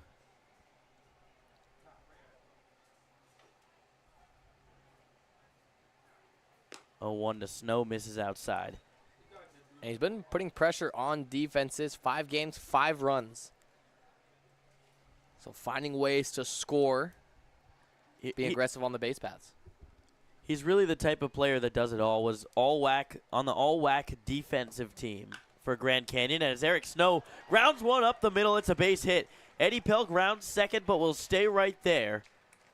So quickly first and second with nobody out for Mason White after the Eric Snow single. It's a very well hit ball. Doesn't need all the power off the bat there, but Snow's able to send it right back up the middle, and it's out of the reach of the diving Bell, who ranges all the way out for it, but just can't get his glove onto it. Now 2 aboard with nobody away. Hyannis stands in an opportunity to try and get the first run of the game. As Mason White turns on an off-speed pitch, but foul down the right field line. Just a very smooth swing there from Mason White. Saw a pitch that was coming a little bit inside on him and is able to extend out his hands, just pulled it a little bit far. High fly ball from Mason White, shallow right field. Calling off everyone is the right fielder, Robbie Bolin for the first out of the inning. Mason White not able to advance the runners. There again, caught on his front foot, 78-mile-per-hour slider away, and he tried to still pull it to right field, just caught off on his front foot. Cast his hands just a little bit. Got a little under it, high fly ball over to Bolin right field. Not deep enough for Eddie Pelk over at second base to tag and try to get to third base. So Cannon Peebles, now hitting from the right side, has a single on the left side against Mac Hoyer earlier. Takes the first pitch low at the ankles for a ball.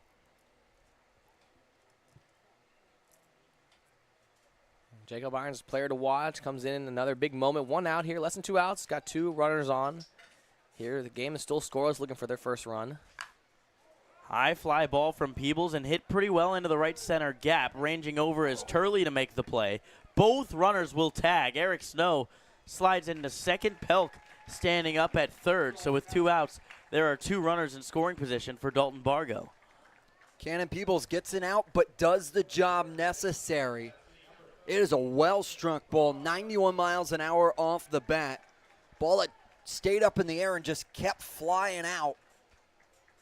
And it was Turley all the way to the warning track making the grab.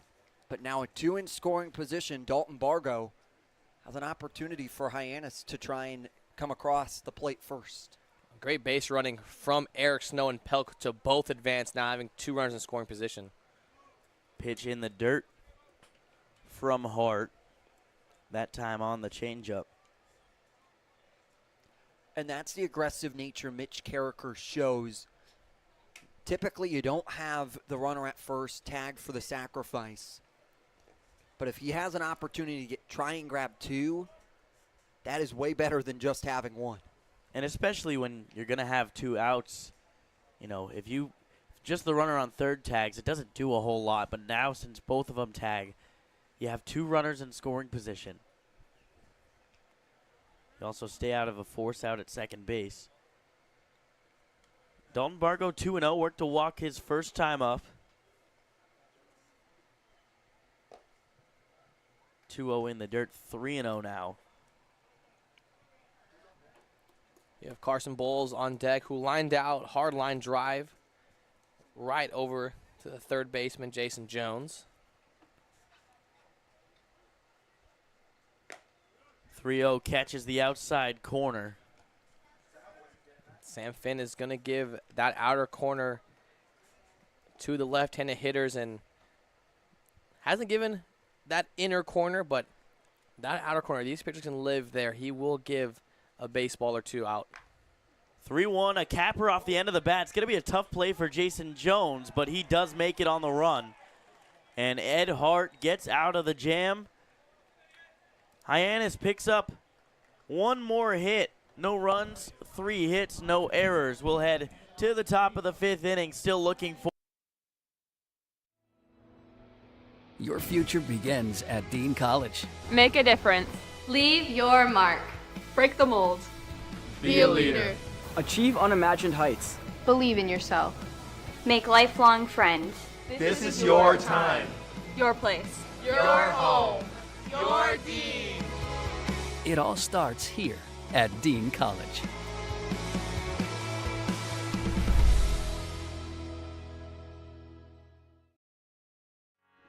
Welcome to the State of Winning.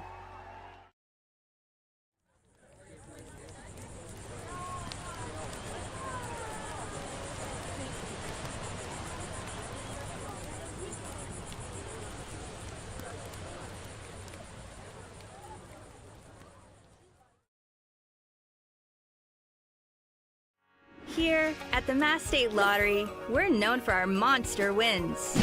But there's no bigger win than the $1 billion we provide each year to support all 351 cities and towns in Massachusetts. In our game, we know that supporting local businesses and helping communities is how we all win. Because at the lottery, we're all playing for the home team. The Mass State Lottery. Welcome to the State of Winning. It's going to be a new arm for the Hyannis Harbor Hawks, number 38, Aaron Meshulam.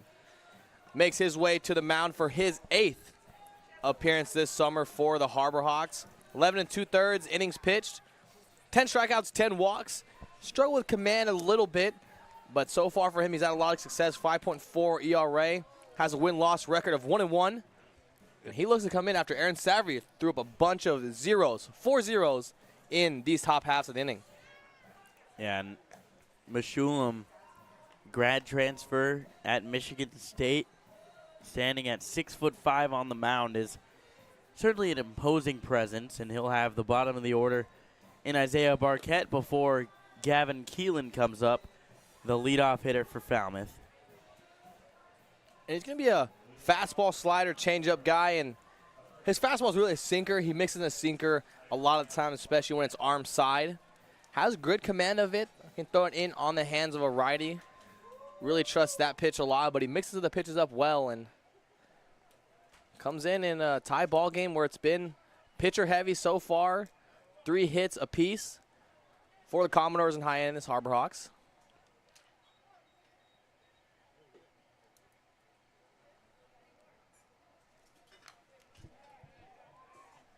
Fouled straight back by Barquette. Barquette, a Stetson Hatter.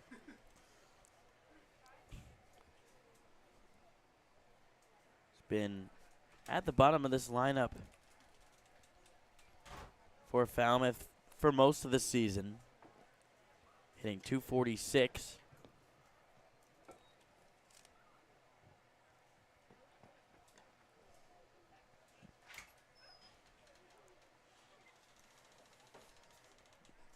Meshulam coming into the 5th inning, and you know Hyannis wants to get a little bit of length out of him.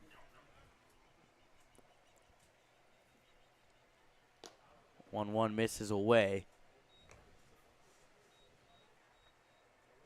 In the greatest world, you have Meshulam go all the way until the 7th, pick up another 3 innings here in the middle to try and have a closer come in for the last 2 and a relief pitcher that you have a lot of confidence in.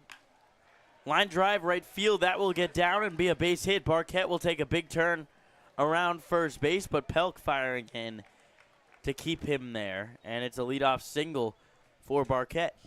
And the Commodores have already seen what Pelk can do with his arm over there in right field. Not going to test it again, but great swing from Isaiah Barquette. 91-mile-per-hour fastball, low and away, and he just took it. Didn't try to do too much with it. Got handsy, let that ball travel in deep, send it right over the head of Blake Cavell, right down the right field line. It's a perfectly executed swing from Barquette.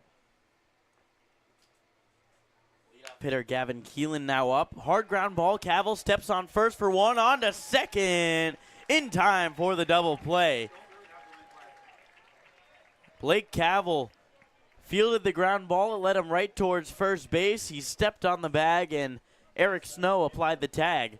A pitcher's best friend is all it takes to get 2 outs with Gavin Turley coming to the plate. And that is a play Blake Cavell works on during batting practice. Having Sean Riley, the infield coach and hitting coach, hit him ground ball after ground ball, working on the spin move that he comes up with so that he can get his arm in a trajectory that can get to second base before the runner and not impede the runner. Gavin Turley lets that pitch go outside.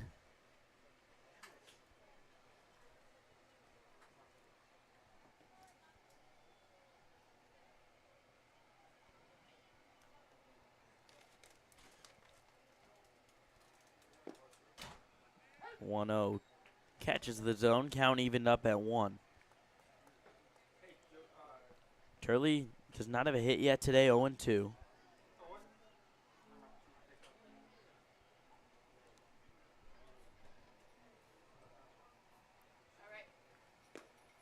.1-1 just misses.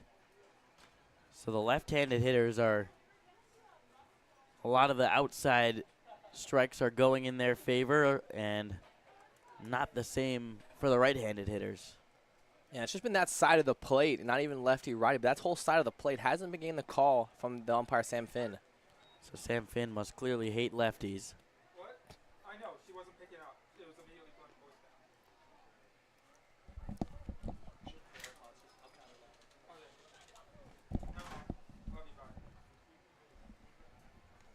2-2 coming to Turley. Breaking ball. Dips under the zone. Turley able to spit on it. 3-2.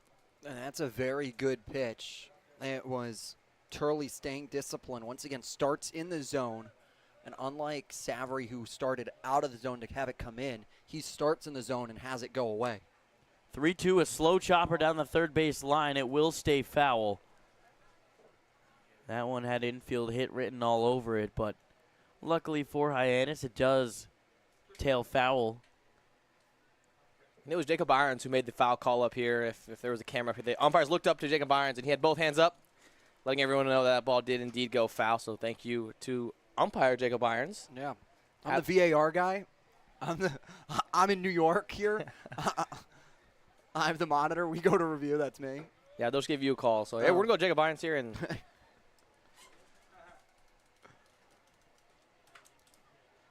full count to Turley. Grounded left side past the diving Bargo and Snow for a base hit. Gavin Turley with a 2-out single for Jason Jones coming up now.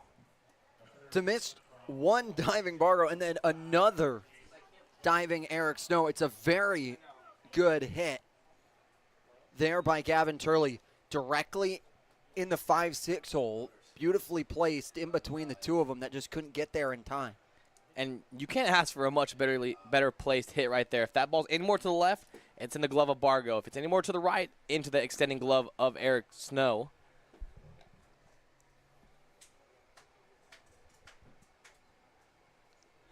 Jason Jones takes a big hack, but misses 0-1. Gavin Turley gets a good jump off of first base. Cannon Peebles' throw is nowhere near in time. Gavin Turley has himself a stolen base. But I want to show off Cannon Peebles' arm there. He's off balanced and just throwing for the heck of it, not even looking where he's going. And the amount of arm strength he has to not even wind up and just to have it be a little sidearmed and throw down and be there around the time, just not down close enough for Snow to apply the tag. 1-1 grounder up the middle. Mason White fielding. Backhanded glove and firing on to first base for the third out.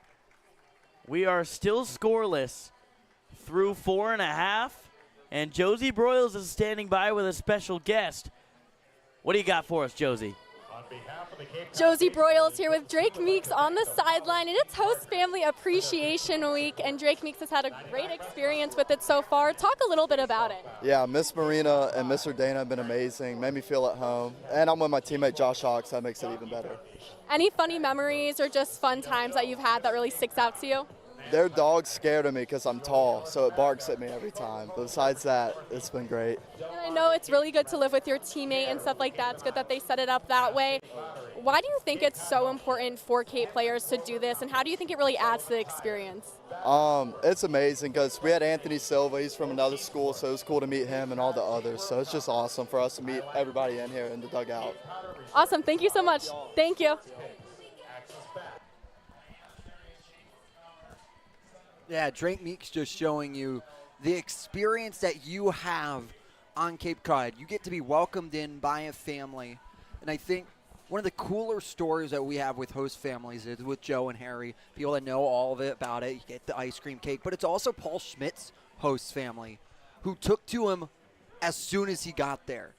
Paul had not been staying there 3 days before the entire family came out to the first game that they could watch him pitch, and the family came up with signs. Everyone in the family had a sign, both mom and dad and the 3 kids came out repping Paul because they loved him so much and he loves them so much as well. And these host families, you get to add to your family by joining these families, and they get to be part of your life even way beyond this summer. I know Dan Johnson, the team president, talks about going to weddings and going to see them later on down the road, and if they make it to that next level in the MLB, to see them play. It really is such a cool opportunity, and for the players, I mean, they get put on such a pedestal here in the Cape League at their schools of being D1 athlete, but at the end of the day, they are living practically a high school baseball type of lifestyle while being maybe across the country for most of them. So having that host family is so important. Yeah, and you heard Meeks talk about it there a little bit, and he's like, oh, it's so cool to have Anthony Silva, guy from the South, guy from San Antonio, went to TCU, get a guy from New School, and you don't know these guys, and then you leave, and you're like, oh, he left. Like, I kind of miss this guy. And all of a sudden, you build that relationship, and you come in as complete strangers, and you live with someone for a summer, and you leave with everlasting relationships. 2-2 just misses outside. And those are relationships that you'll forge and have well beyond this summer. Line drive into left field. This time it gets over Jason Jones. Carson Bowles has been robbed of a hit by the third baseman a couple times in these last few games, and this time he's able to find some grass in left field for the base knock. And this time just elevating it enough to get over Jones's head. It's a great piece of hitting to drop in front of Rose. And once more, Hyannis has the leadoff man aboard. Can they take advantage of it? You had Pelk and Snow knocking at the door back in the fourth. Once more here in the fifth, they have an opportunity to try and get the first run across. First baseman Barquette holding Bowles off first. 0-2 quickly to Cavill. And so far, both teams missing that timely hit. It's not been a lack of traffic on the base pass. Just both teams missing a timely hit to provide an RBI. No balls, 2 strikes to Cavill. He looks at strike 3 on the outside part of the plate for the first out. And it's very uncharacteristic of both these teams to miss a timely hit. For runners on, Falmouth is second at 268 batting average. Hyannis is third with 267. Runners in scoring position, Hyannis is first at 282. In second is Falmouth at 271. Those numbers show you that these teams find hits when they need them the most. Tonight, both defenses have been stifled. So Carson Bowles, see if he gets a move on over there at first base. Ed Hart lifts his leg and fires. And Kane Kepley fires a line drive into the bullpen. Nice play. Francis Ferguson in there getting the work done. Maybe saving a teammate.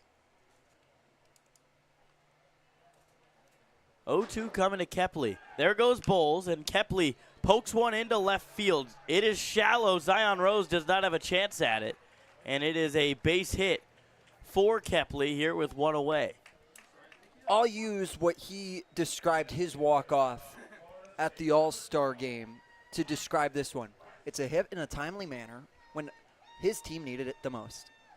And that's exactly what happens right there. It's a timely hit, and it drops in. It's a great piece of hitting, and Hyannis needs it. And now with 2 on with only 1 away, Harbor Hawks have Jackson West, the best hitter over the last 5 games, up to the plate. We talked about it yesterday, and that may be the calmest way I've ever heard someone describe a walk-off. In the All-Star game, no less. And it's not like a professional sport where the All-Star game is, not taken very seriously. This is Cape Leaguers. This is probably where scouts are looking at most, the best of the best going up against each other. 1-0 to West, misses outside. And Kane Kepley was the one to end that game. And he is a grinder, loves baseball, is locked in. I don't think you will ever meet an individual that is more locked in from the moment they get to the field to the moment they leave in Kane Kepley. He comes in and he understands he's got a job to do. 2-0 catches the outside corner.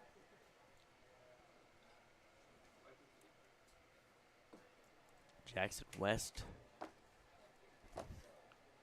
looking for his first hit of the game in a big spot. Loves to use the opposite field. As that pitch gets away from Carson Bowen, it was spiked a few feet in front of home plate. Bowen had no shot at it, so now it'll be 2 runners in scoring position for Jackson West with just 1 away. And now it changes the entire mentality of this at-bat. With a runner 90 feet away, Jackson West just has to elevate to try and get the sacrifice to come across.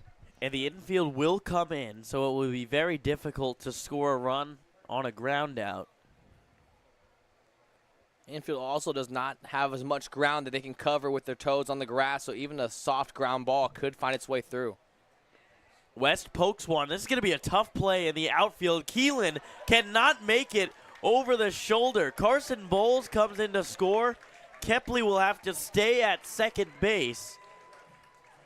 And it is a 1-out bloop single for Jackson West. And that is the exact danger of bringing in the infield. When you bring them all the way in, that is a routine pop-up that when you're playing at traditional depth is caught.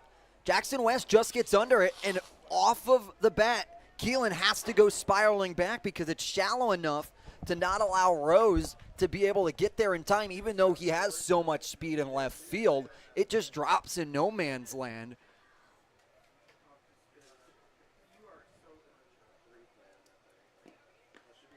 And the first pitch to Eddie Pelk is low. So Hyannis does break the scoring drought. They score the first run of the game in the bottom of the 5th inning. And they still have a chance to score with just 1 away. Pitch misses outside. Pelk up in the count 2-0 early. And for the Commodores, it's going to be Francis Ferguson, the guy who just made an amazing play over there in the bullpen. Now he's getting warm. Another left-hander, southpaw for the Commodores. 2-0 to Pelk. Misses low. And you see Pelk, these are very active takes. When a ball misses just barely, you could see him shaking his head, kind of processing what the pitch was, what it looked like, how much it missed by. 3-0 right in there for the strike. Pelk likely had the red light. And for those who may not know what an active take is, it's when you see their hips getting engaged, you see everything triggering off except for the bat. So they're getting their timing down, they understand when they want to get their foot down through the zone, but just not swinging the bat. And 3-1, Eddie Pelk tosses the bat away, working his second walk and loading the bases for the Snowman. Eric Snow in a big moment. Eric Snow had a single in the 4th. There was a weak ground ball up the middle. For Snow, his summer's starting to wind to a close. He's got to get down to Auburn, start the official enrollment process for the Auburn Tigers, but it appears this could maybe be Ed Hart's night. And a slow walk to the mound as Ferguson kind of just started throwing, so this may be a long mound visit that turns into a pitching change. No signal been made yet. Mike Landry, the pitching coach for the Falmouth Commodores, does do the hook as well as the settle down meetings.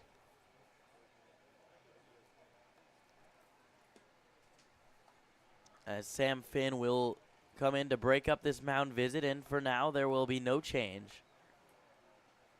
Ed Hart has Eric Snow with the bases loaded and 1 out.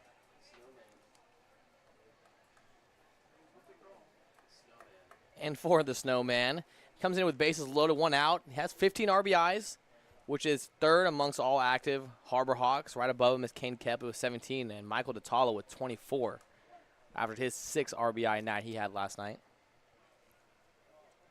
So a big spot for Snow. Hyannis has the 1-0 lead. First pitch to him misses well outside. The corners are playing on the grass, the middle infield in double play depth, with Jack Bell playing just behind second base. Shaded a little bit to the right side. 1-0 line drive up the middle. It's a base hit, and the Snowman gets it done. Rounding third and coming home is Jackson West with the 2nd run. Eric Snow will go on to second base. As the ball is lost, he slides in safely. And it is a 2-run single for Eric Snow. It's 3-0 Harbor Hawks.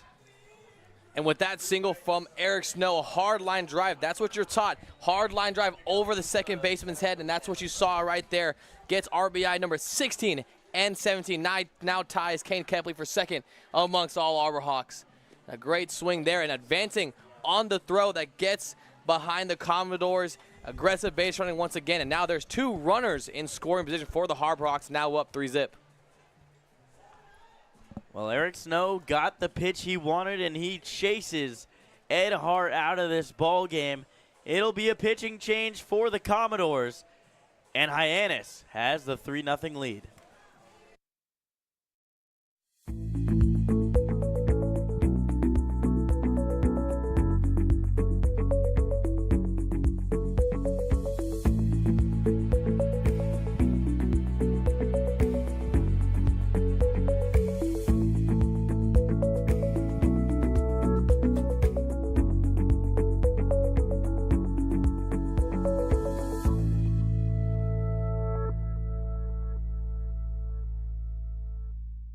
Hello there, Cape Cod. We're Bork Heating and Cooling. We've been around for 38 years and counting and have served over 5,300 customers. We specialize in the installation and service of your HVAC systems. Our favorite part of the job is making sure our customer is 100% satisfied. We've been using Bork Heating and Cooling for over 20 years now. They've installed our furnace, our central air conditioning, and our hot water heater. Their service department is great, and I'd highly recommend this company to anyone. We hope to hear from you. Give us a call anytime. Go Harbor Hawks!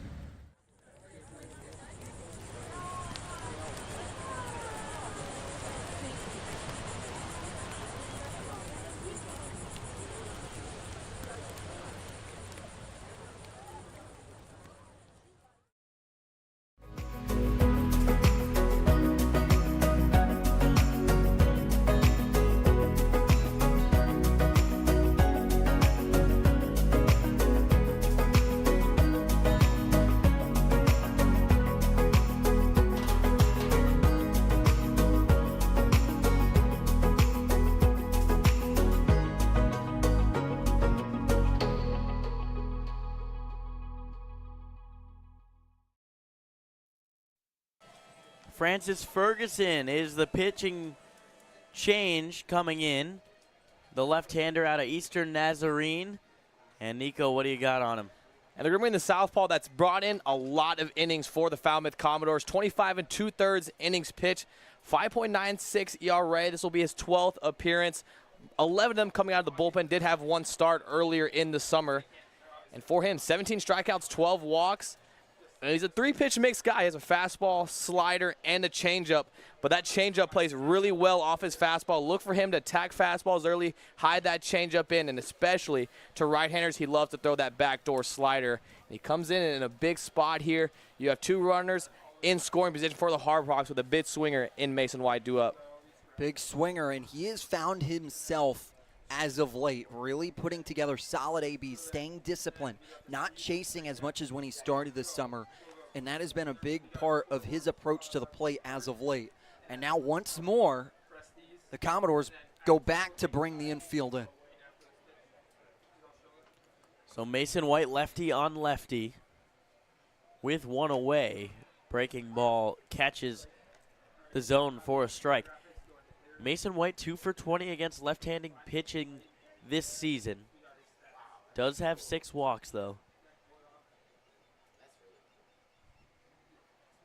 0-1. White hits one high in the air, deep to left field. This should do the job. Zion Rose makes the catch. Tagging from third is Eddie Pelk. He will score. Eric Snow slides in safely as the ball scoots away at third base. And Mason White gets the job done with the sac fly. It's 4-0 Hawks. That's a do-your-job out from Mason White. Puts it far enough into the left field corner to send Rose all the way back by the 324 sign and positions himself under it. But it's an even more aggressive slide from Snow to go into third. And as he is sliding in, he's breaking up that tag there that's coming down and trying to swipe at him as he goes in legs first. And if Snow gets tagged out there, the run does not score. Eddie Pelk may have not realized, and he wasn't. If Snow had been tagged out, that would have been the third out of the inning, and Pelkin not crossed home plate yet.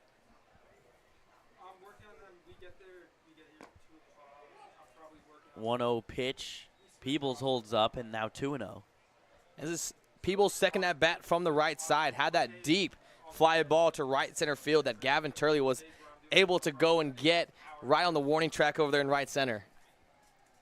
And Peebles again batting from the right side, taking the 2-0 pitch, 3-0. Right now, you are probably not going to just roll over and give Peebles a pitch to hit with the left-hander Bargo on deck. 3-0 pitch. Peebles had the green light, and he chops one right back to the pitcher, Ferguson, who will hustle over to first base. Underhand toss to Barquette for the third out. But Hyannis explodes for 4 runs in the bottom of the 5th inning on 3 hits. And going into the 6th inning, Hyannis has a 4-run lead. This will be your college. This will be your home. This is where you will join a community that supports you, cares about you, pushes you, cheers you on, challenges you, inspires you, helps you reach your dreams. Open your eyes to opportunity and your mind to possibility. Your future begins here. Make a difference. Leave your mark. Break the mold. Be a leader. Achieve unimagined heights. Believe in yourself. Make lifelong friends. This is your time. Your place. Your home. Your Dean. It all starts here at Dean College. Hey Cape Cod, we're Bork Heating and Cooling. We've serviced over 5,300 customers on and around Cape Cod for almost 40 years. We install and service your heating and cooling system, and our #1 goal is to ensure we do the best job we possibly can to make our customers happy. You have the triple cheerleading squad for Bork sitting here. They repaired our heating system, took care of our air conditioning system, and they set something up with the remote system that they installed for us as well. Yay, yay, yay for Bork. We love them. Give us a call when you're in need of HVAC services. Hope you enjoy the game. You see Dalton Bargo there at third base, and here on Host Family Appreciation Night, you could be appreciated as well if you host a Hawk, whether it be at the end of this season, time's running down, but especially next season. Host a Hawk is so important for these Cape Leaguers to have a host family, have a place to live for the summer, and you could get compensation for that as well and host a future big leaguer, as it is one of the most important things to do here to help out the Cape Cod League, and you can find where to do that on the Hyannis Harbor Hawks website. And any of these players could be a new member of your host family. And it's never too late. The season is winding down, but in just over a week, the memories that you can build, you heard it from Meeks earlier, and just the camaraderie that is built between players as well as between families that last a lifetime. And you want a trial run for 2025? It's a great time to get a trial run to see, is this something I really want to do? Well, don't worry. We still got a week left, and we need beds. Trent Caraway, a big swing at the first pitch for a strike. Aaron Majulam back out there for another inning of work, working out of the stretch. And it opens up an opportunity here for Majulam to go to work in the fact that he now has a 4-run cushion behind him and allows him to be a little more aggressive to batters as he pitches. Caraway started the summer off cold, but has since been heating up. A member of the All-Star Game Home Run Derby. This is a capper off the end of the bat. Some weird spin to it. Majulam will pick it up and underhand toss to Blake Cavill for the first out. And that is sneakily one of the harder plays to make as a pitcher. It's the ball hit off the end of the bat and has such a tight spin, and it spins towards you coming off of the bat of a right-hander. So when you pick up that baseball, especially barehanded like Meshulam went there, that ball was still spinning in his hand. So for him to make the barehanded play and make the flip over to Cavill over at first base, it's a great and big out number one. So up steps the left fielder today, Zion Rose. Checks his swing on the first pitch, did not go on the appeal to first base.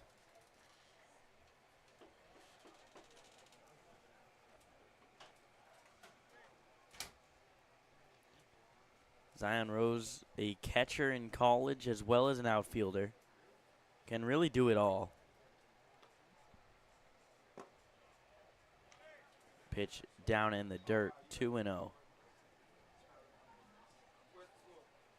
Was a member of the 2024 All-ACC freshman team after hitting .376.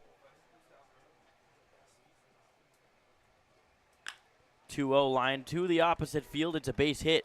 One hopping to Eddie Pelk, 94 off the bat. And a beautiful piece of hitting for Zion Rose as he's on base with one out. That's just another beautiful swing from the right-hander.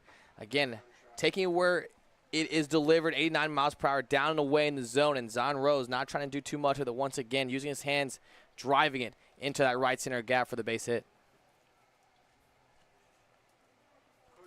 Carson Bowen up again.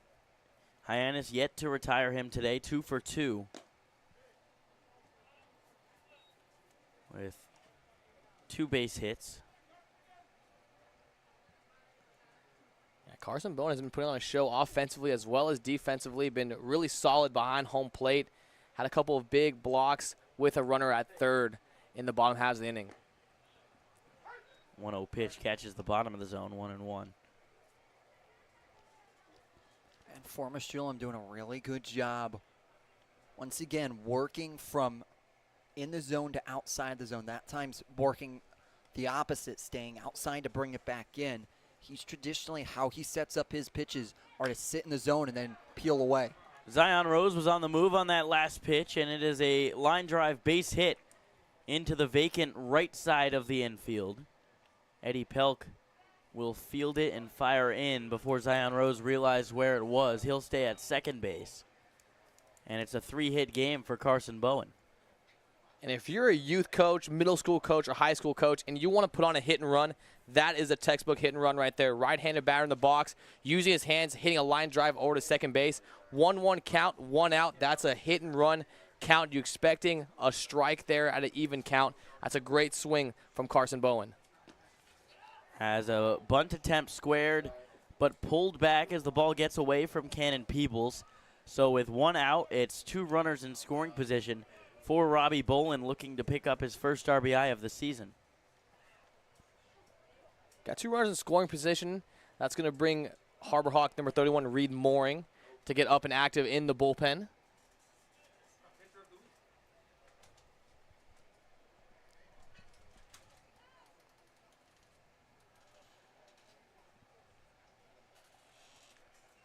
One-0 to Bolin, fouled off left side.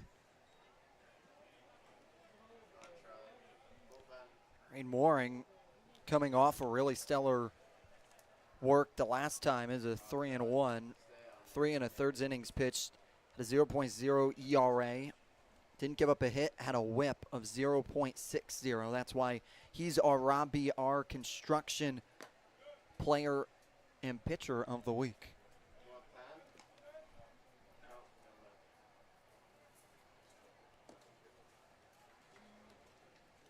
Meshulam still working. Bolin at the plate. First base is open, but top of the order fast approaching. Ground ball towards second base. Mason White will field and fire over to first. The run will come in to score, but Hyannis will trade that run for the second out of the inning. It's 4-1 Hawks. It's a good swing, get the job done, get a run across for Bolin, but for the Harbor Hawks, you'd like to see them get ahead in the counts, been falling behind in counts in big situations. That's what's going to produce a run right there in a hitter's count. And in that spot, it also opens themselves up to get a sure out, be an out away, and clears the bases behind you because Bowen stands as a run that's a little meaningless in the fact that Hyannis will still be ahead by 2, which once again was very much within striking distance, but you want to preserve your lead, and getting the sure out is a way that you can do it. So Jack Bell at the plate now, 1-1 to him. Hit his first career Cape League home run this past week. And what has been a slow start offensively for him, but defensively has been very strong in the middle infield for the Commodores. Pitch in the dirt. Peebles does a nice job to save a run. Really great job. You talk about Cannon Peebles at the plate today. Even better defensive catcher, showing it there, sliding off to his right side, getting a chest protector on it. Keeping the runner in Bowen at third at bay. Give Meshulam an opportunity to find this out. Jack Bell, slow ground ball right back to Meshulam, who will underhand toss yet again for the third out of the inning. So Falmouth does pick up a run, their first run of the game, but Hyannis still with the 4-1 lead. We will toss it over to Matt Coates, standing by with more. Thanks, guys. Right now I'm joined by a very special guest, one of our analytics interns, Gabe Applebaum. Gabe, how you feeling about making your broadcast debut? I'm pretty excited. I've always been told I have more of a face for radio than television, but I'm excited nonetheless. Don't worry, they say the same thing. Charlie tries to find ways to get the camera away from me. But Gabe, talk to me a little bit about some of the work you've done analytically to help this team this summer. Sure. So one big thing we've done is we've started measuring our hitters and opposing hitters using WOBA instead of a more traditional stat like batting average or slugging percentage. And what WOBA is it's very similar to slugging, where you take your amount of singles, multiply by 1, amount of doubles, multiply by 2, and so on to find the value of the hitter. So instead in WOBA, we use the average amount of runs generated by a single to value the singles, and we create a stat that shows overall how many runs a hitter is expected to add per plate appearance. And then we rescale that to on-base percentage. So like the average WOBA, league average WOBA and league average on-base percentage will be the same, so it's a little more digestible. And that way we're using a little more of an advanced and more mathematically sound way to measure hitters. So you mentioned that for the offensive perspective. Obviously, we can do the same thing on the mound. Talk to me about a few Harbor Hawks pitchers who have been very successful with that stat.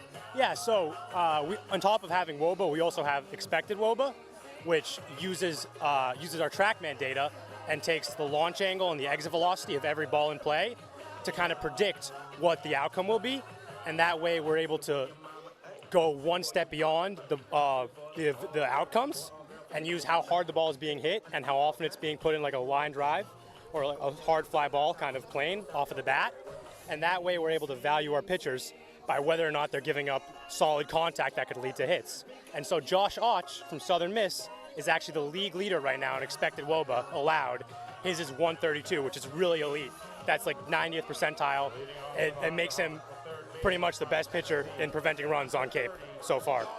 Gabe, earlier you talked about TrackMan data. Can you talk to me a little bit about how you guys can use TrackMan to help this team and help these individual players get better?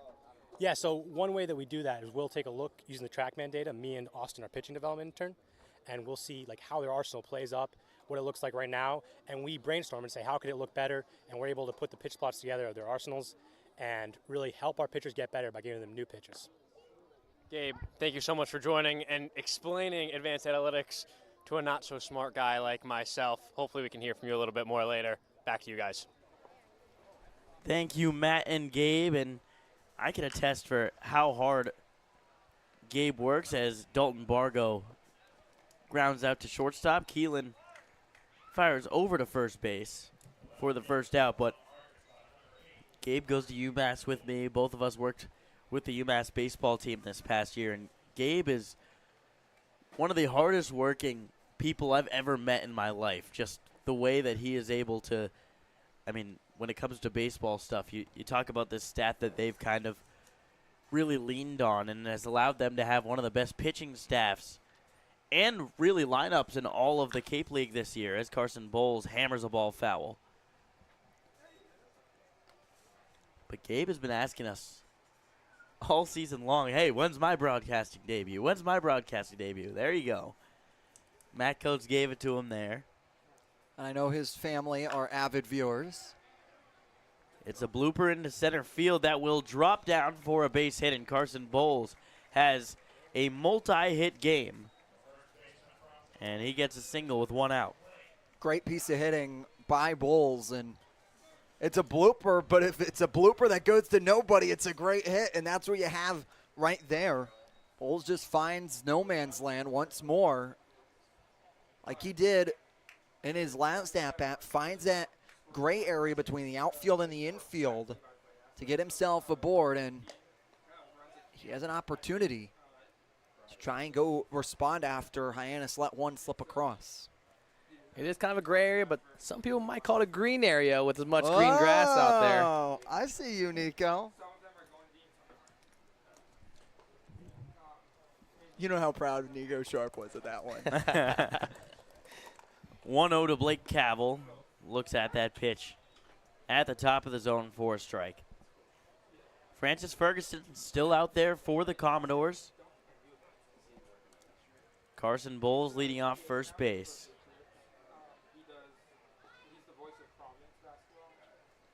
The 1-1 fouled off by Cavill, 1-2. Bowles was on first base earlier in the game. He went to steal second, but on the swing, Cavill had a base hit. Make that Kane Kepley, actually. 1-2 misses outside. Bowles, a big secondary lead, hustles back to first base. For Cavill, understands the opportunity that sits in front of him. 2-2, 1 out. Fouled straight back into the screen in front of us.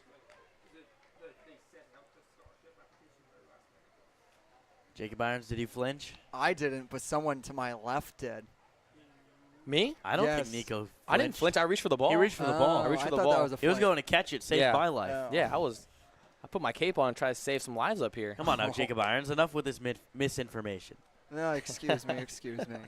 I was watching the field of play. All of a sudden, I saw something move to my left. I was like, no way. Just saving lives, Jacob Irons, just saving lives. All right. Your friendly neighborhood, Nico Sharp.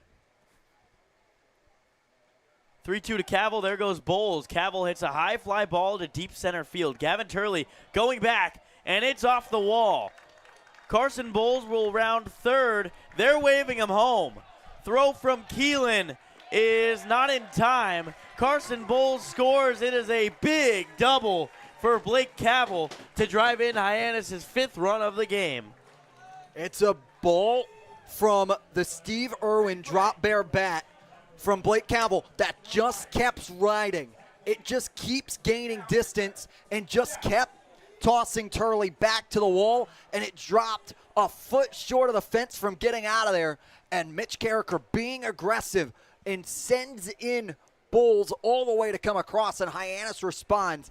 And for Blake Cavill, since taking the break to play against the Savannah Bananas, has turned on to another level. He certainly has, and it was a loopy throw in from Gavin Turley where if that's a strong throw, likely Carson Bowles does not get sent, but Carricker saw the trajectory of the ball, and Bowles able to score fairly easily despite the strong throw from Keelan at short.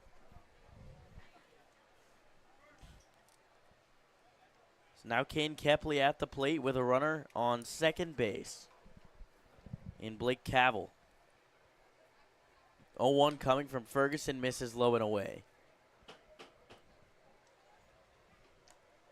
And Blake Cavill, I think he's enjoying this new bat of his now. 2 for 4 with 3 walks. and an RBI.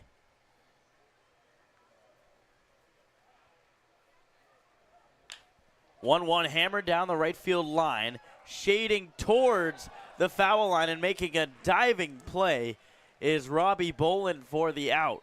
The second out of the inning, and Blake Cavill will stay at second base. And that's just baseball for you. You have Carson Bowles, who's had 2 blooper hits, and Kane Kepley absolutely hits that one on the screws down the right field line, pulls that one, turns it around, barrels it up, and what a play by the right fielder in Bolin to make the diving play down the right field line. Kepley hit it pretty well. It was a fastball that kind of just hung middle. But Bolin was already shaded a little bit towards the foul line and makes the play. So now 2 outs for Jackson West. Pitch misses low. And Carson Bowen is an active catcher behind home plate, always looking to backpick someone who's getting too big of a secondary, always looking to making the extra play. And you see him come up and get ready for a couple of throws, and he's already made a couple attempts to backpick guys and can't get too big of a secondary on the TCU Horned Frog. West takes the pitch high and inside.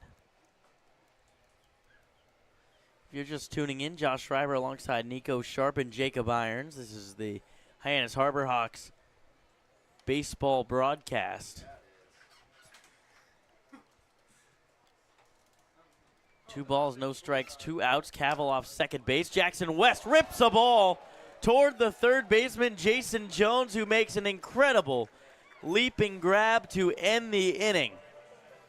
So Jones steals a run from the Hawks, but the Hawks strike back with one of their own in the bottom of the 6th. We'll head to the top of the 7th. Hawks up 5-1. So I think, Dean, they're allowing you to find your own success and your own true independence.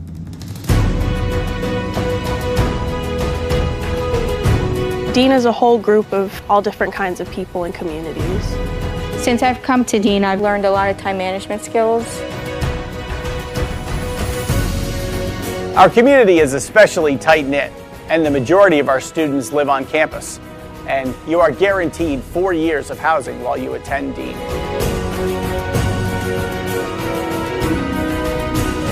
Dean is just full of opportunities for you to embrace, to welcome, so you can change yourself to who you want to be and form your career for the future. So go through that, all right? Think that way. Be a bulldog. Have a bulldog mentality in everything you do in life, whether you're playing sports or in the classroom or just socializing around campus.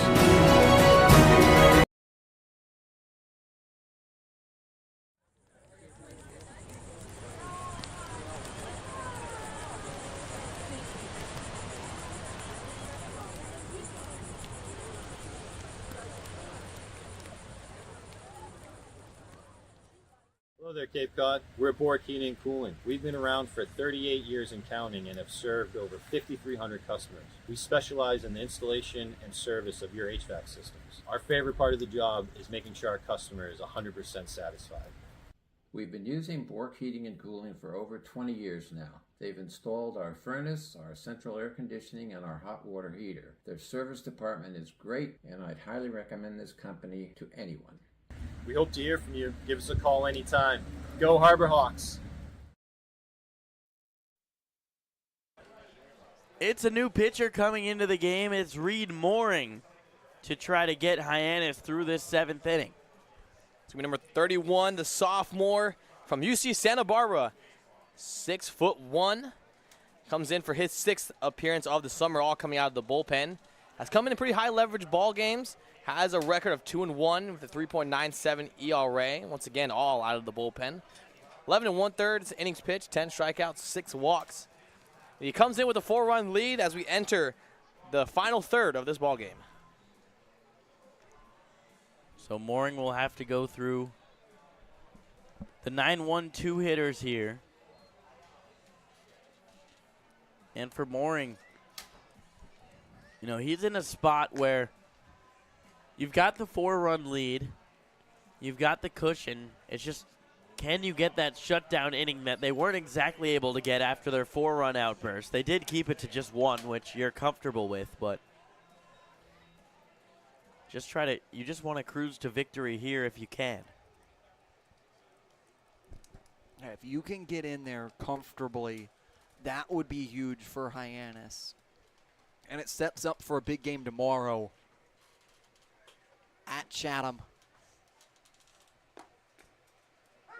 First pitch to Barquette in there for a strike. For Mooring, he's going to be a 3-4 pitch mix guy, fastball, curveball, and changeup. You're going to see mostly from the right-hander. 0-1 in there for a strike. This is a pitcher for the Harbor Hawks who's eaten up a lot of innings. Already having 5 appearances on his summer. Pitch in the dirt to Barquette, 1-2.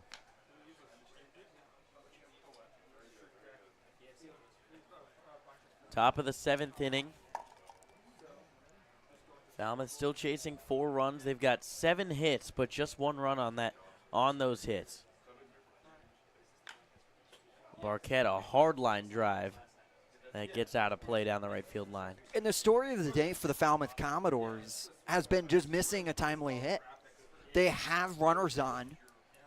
Every half inning they've had a runner on base, and they've left them on base.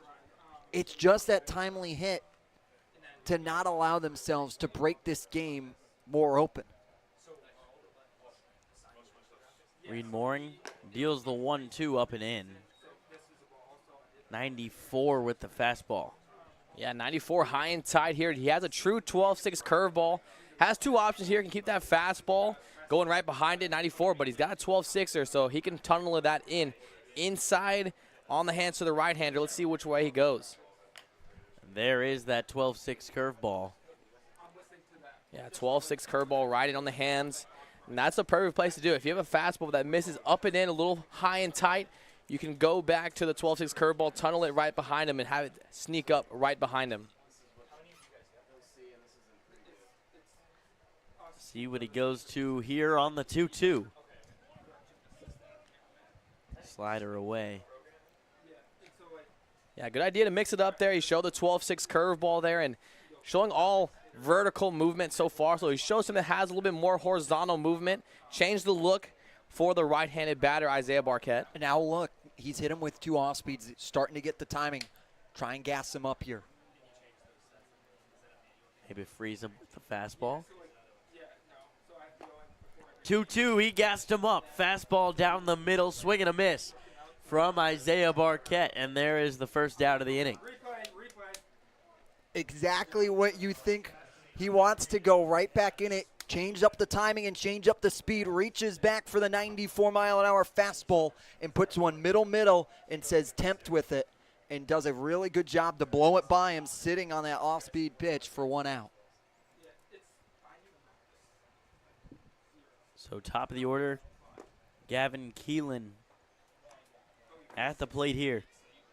When you show those breaking balls, the curveball coming at 77, the slider was 83, and then you have that 94-mile-per-hour fastball that blows right by. It looks even faster flying out of his hand. 1-0 to Keelan, catches the zone, 1-1. And we saw Mac Hoyer earlier, who's mainly a fastball guy, going to attack all fastballs. For Mooring, loves to pitch backwards, loves to throw the curveball early in the counts. What 1-1 strike. Nasty 12-6 curveball that was. Stays high in the zone and at the last second drops right in to get the called strike. And it's a tough pitch that Keelan just has to watch hit the glove of Peebles. 1-2, barely misses. Again, perfect example of a pitcher pitching backwards there. Showed all breaking balls early in the count, then try to speed up the bat, throw the 94 fastball up in the zone and trying to get him to catch up to it.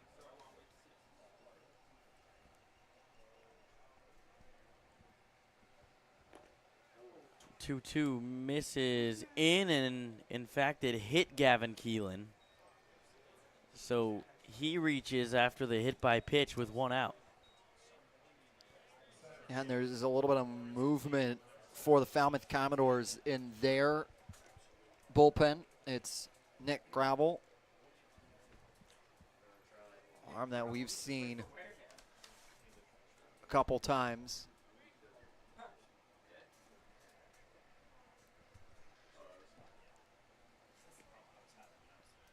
So Gavin Turley up with 1 out now. Keelan on first base yet again.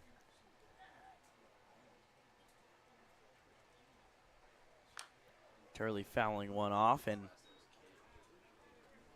the upper hand of the bat came off, but the bottom hand stayed. So no Turley toss yet. He was certainly flirting with it. Yeah, he teased you a little bit with Josh Analytics there. If that bat went flying, the game would have been over, honestly. He probably would have hit a home run, and who knows? Tied the ball game probably with that swing if you'd let that one go, huh? Yeah, they would have added 2 more guys on the base pass. Huh. Just for the Turley toss. Can't blame him. Josh Schreiber in the love of a tossed bat. One day he's going to be in the major leagues. I'm going to be at his game. He's going to throw the bat. And it's going to hit me in the face. Sure. But then he'll hit a home run on the next pitch, and it'll all be worth it. What if it's the Red Sox going up against your Yankees? That won't happen. 0-2 is high, 1-2. Gavin Turley is not a Red Sox. Just making that blatant statement right now. If Gavin Turley gets drafted by the Red Sox, I don't know. You'll have to think of something that I'll have to do. 1-2, a hard line drive into the right center field gap. That will get down and go to the wall. Kepley picks it up in center, will fire in quickly to keep Keelan at third base. It's a 1-out ripped double from Gavin Turley, and maybe the Turley toss magic was there a little bit. Reed Mooring showing 3 breaking balls there, and Turley had seen it enough where he let that one travel back into the zone, caught it late, drove it into that right center gap. That's a beautiful swing from the right-hander, Gavin Turley. And now with that double, got 2 runs in scoring position for the Commodores here with less than 2 outs. And that's a deep gap over there, and it shows the speed of Kepley to be able to get to it quickly and keep 2 in scoring position. Hyannis trying to hold on to a lead here, but the tying run is in the on-deck circle.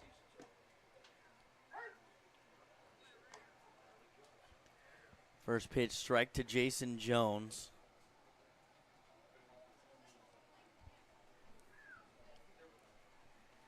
And Reed Mooring looks like he's going to pitch backwards here. First pitch, 12-6 curveball on that outer half. Big cut and a miss from Jones. And now, with him ahead 0-2, have to imagine he's going to go find the fastball here and incrementally work back. Big cut and a miss. Jason Jones looks silly against Reed Mooring. And there's the second out, a big strikeout. Well, Jones was thinking like me and thought the fastball was coming, but instead goes to the slider off the plate. And we talk about former Shulam, how it starts in the zone and pulls away. That's exactly what Mooring has happened there. Starts in the zone and pulls away. It's a swing and a miss there. And Jones goes down via the strikeout. Reed Mooring and the Harbor Hawks 1 out away from working out of 2 in scoring position. It is Trent Caraway, who 0 for 3 today with 2 strikeouts, but always a threat to connect with one at any moment, as he's got a 1-0 count. Leaves that pitch on the outside part. And got to be careful with Caraway here. You're allowing him to get in a hitter's count. He leads the team in RBIs with 17. So got to be careful here with 2 runners in scoring position for Caraway. 2 balls, no strikes outside. Now you do have Zion Rose on deck, who is far more than just a capable hitter, a very, very strong hitter. but you don't want to give Caraway a pitch right down the middle here.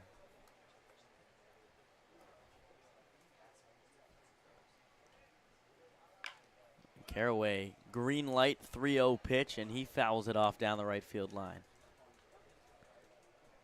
It's the second green light 3-0 swing that we've seen. Cannon Peebles on a 3-0 count. It's a big swing, just missed it.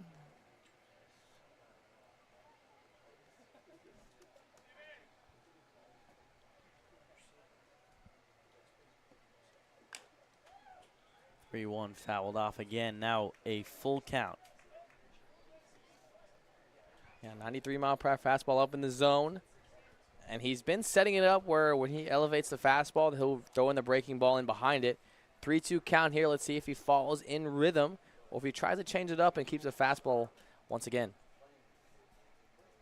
3-2, 2 outs. Mooring to Caraway. He deals. Curveball misses high. And it's a 2-out walk. The bases are loaded, and Zion Rose is the game-tying run at the plate. And it's a good idea from Reed Moore. You showed fastball up in the zone. You try to put a slider. And so while you throw the slider instead of the curveball there, you're trying to freeze the hitter just for a second. Start it at his right shoulder and have it break in on that inner half. But that one just missing a little arm side, got away from him, stayed up and in on the zone. Gets the walk. You have a free base over that first base. Now brings up Zion Rose, who has 11 RBIs for the Commodores.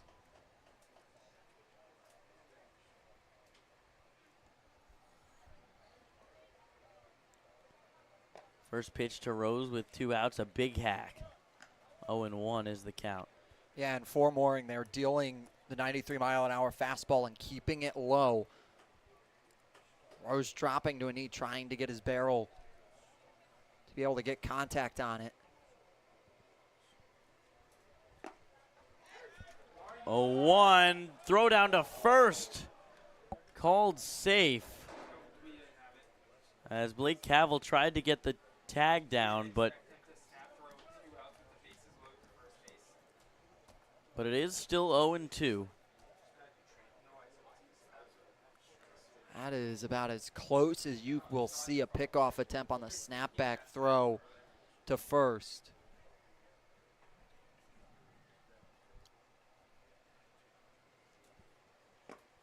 And swing and a miss, strike 3. Zion Rose goes down swinging, and Reed Mooring works a Houdini act. Reed Mooring's pumped up, and why shouldn't he be? Bases loaded. He's able to have them all disappear. It's Harbor Hawks leading 5-1 in stretch time at McKeon Park. Here at the Mass State Lottery, we're known for our monster wins. But there's no bigger win than the $1 billion we provide each year to support all 351 cities and towns in Massachusetts. In our game, we know that supporting local businesses and helping communities is how we all win. Because at the lottery, we're all playing for the home team. The Mass State Lottery. Welcome to the state of winning. This will be your college. This will be your home. This is where you will join a community that supports you, cares about you, pushes you, cheers you on, challenges you, inspires you, helps you reach your dreams.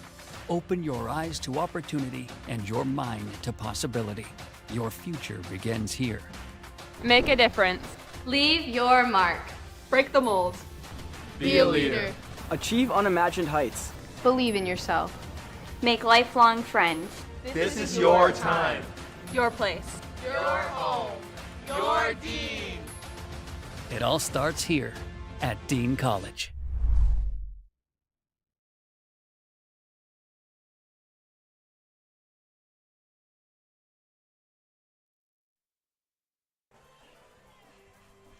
Bottom of the 7th inning, and we've got the chicken dance here at McKeon Park for the 7th inning stretch, a tradition that has grown over the past couple summers.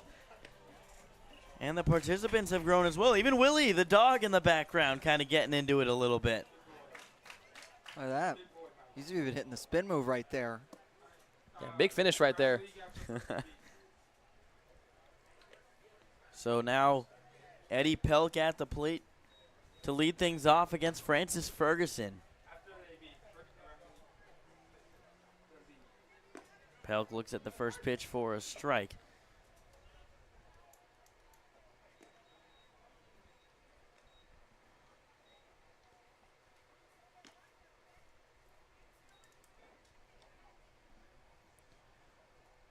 Pelk sees a lot of pitches. Certainly another player you could see in a leadoff role at some point.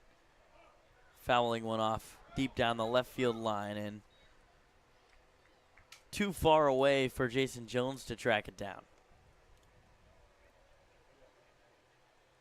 Eddie Pelk today, 0 for 1 with a strikeout, but has 2 walks to his name. And we've touched upon it. Eddie Pelk, since coming to this lineup, has provided very necessary at-bats for Hyannis.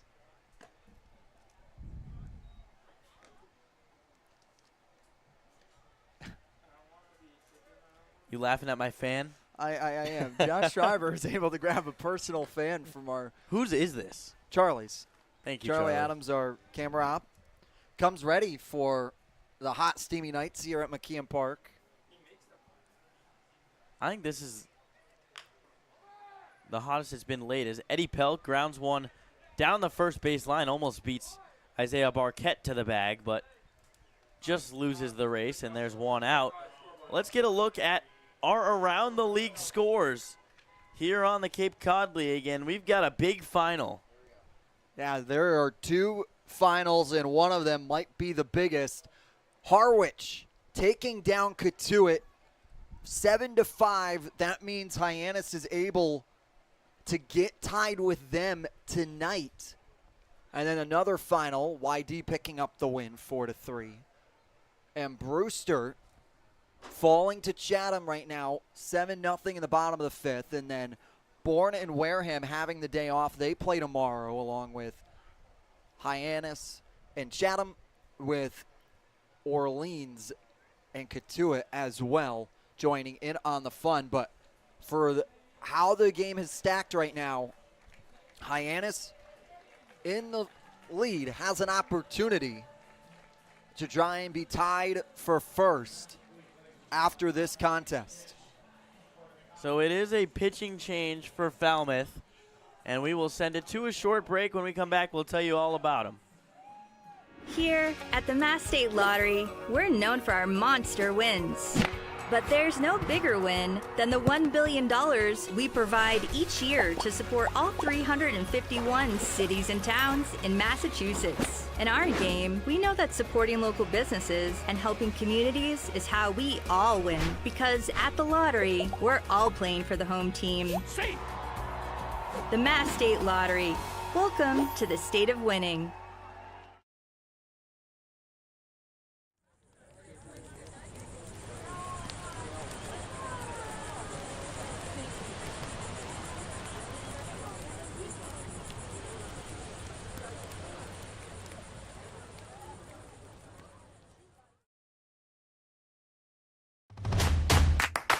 This will be your college. This will be your home. This is where you will join a community that supports you, cares about you, pushes you, cheers you on, challenges you, inspires you, helps you reach your dreams. Open your eyes to opportunity and your mind to possibility. Your future begins here. Make a difference. Leave your mark. Break the mold. Be a leader. Achieve unimagined heights. Believe in yourself. Make lifelong friends. This is your time. Your place. Your home. Your Dean. It all starts here at Dean College.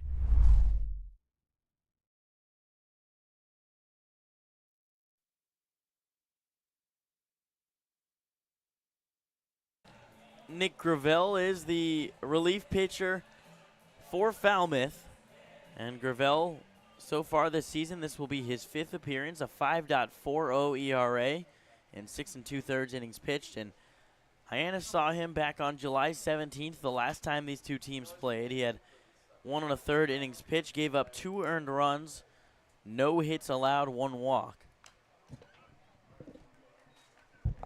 That ball fouled back by Eric Snow.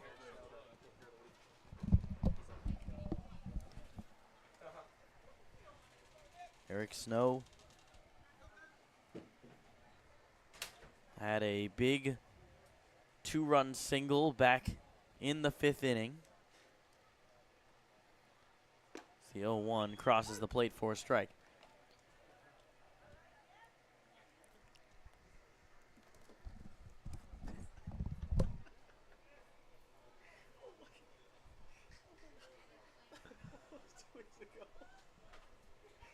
The 0-2 coming to Snow, misses outside. Fastball that just got yanked.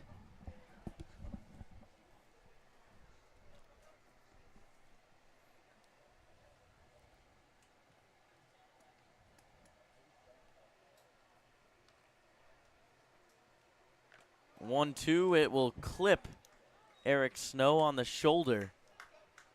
So he'll head down to first base with 1 away for Mason White. Yeah, it's a 12-6 curveball from Gravel that just missed arm side, flipped outside of the hand. That one never broke back over to the plate, just caught the ear, low above the helmet of Eric Snow. Only at 77 miles per hour. He's able to shake it off pretty easily. You say only 77, like it's not the speed over the speed limit. It's better than 90s. Yeah, that is true. On the earlobe. So that is true. Mason White looks at the first pitch high above the zone for a ball. Eric Snow on base for the 3rd time today, has 2 hits, 2 RBIs, and now a hit by pitch.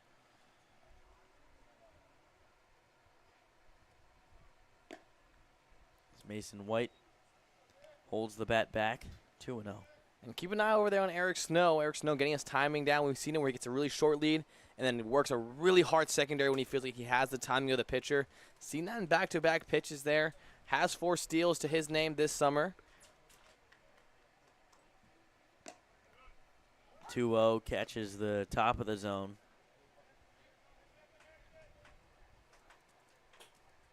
And for Hyannis, you want to try and go grab as many runs as possible here in this home half of the 7th to keep yourselves out of a 1-swing ball game. Big swing from Mason White. I understand it is a grand slam, but there's a difference, like there is a difference between 2 runs to 3 runs. There's a difference from 4 runs to 5 runs here in this ball game, and especially with the lineup that the Falmouth Commodores have, that they can try and go get themselves to piece it together. Gravel gets White to go down swinging, and that'll bring up Cannon Peebles here with 2 outs, batting from the left side for the 2nd time tonight. Just keeps switching back and forth. First at bat was from the left, second 2. The 2nd and 3rd at bats were from the right side. 1 for 1 on the day from the left side. Got a base hit back in the 2nd. First pitch to him in the dirt. Eric Snow back in easily as Carson Bowen threatens over.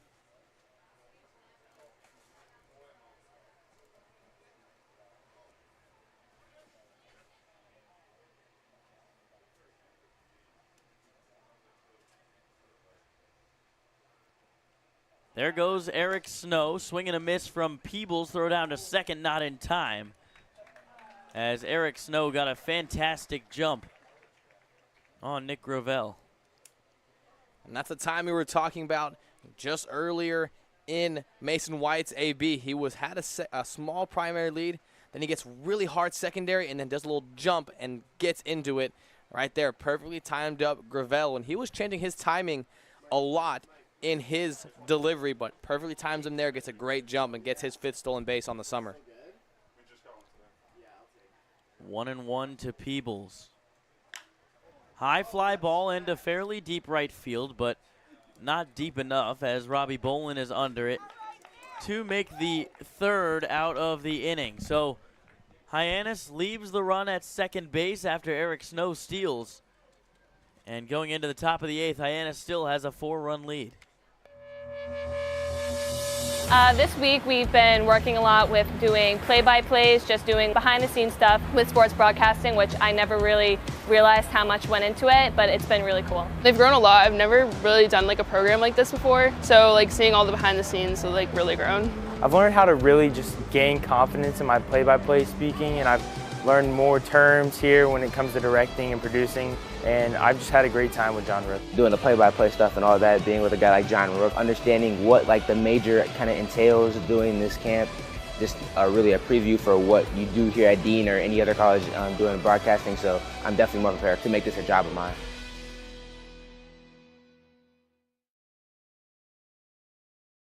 Here at the Mass State Lottery, we're known for our monster wins.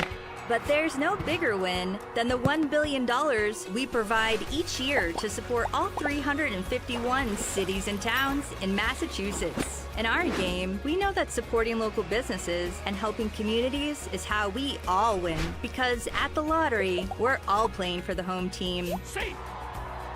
The Mass State Lottery. Welcome to the state of winning.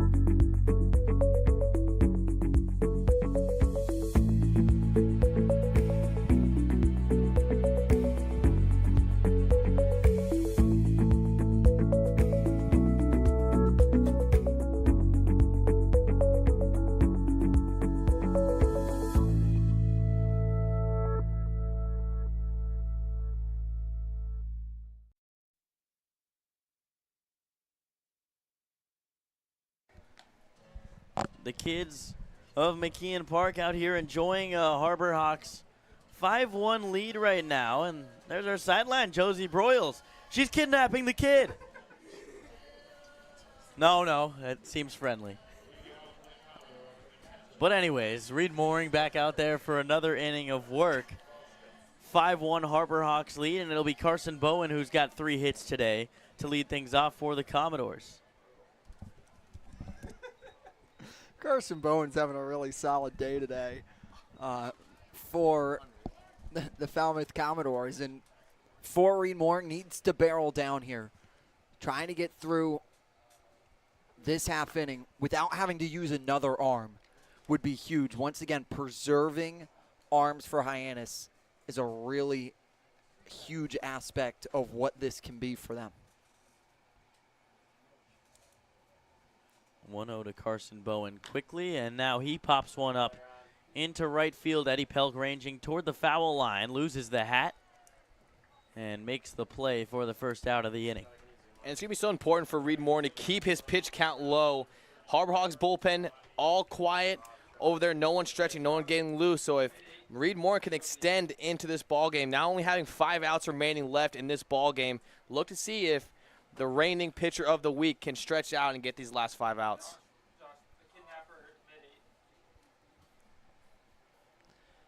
Robbie Bolin, who comes in, was a late addition to the lineup.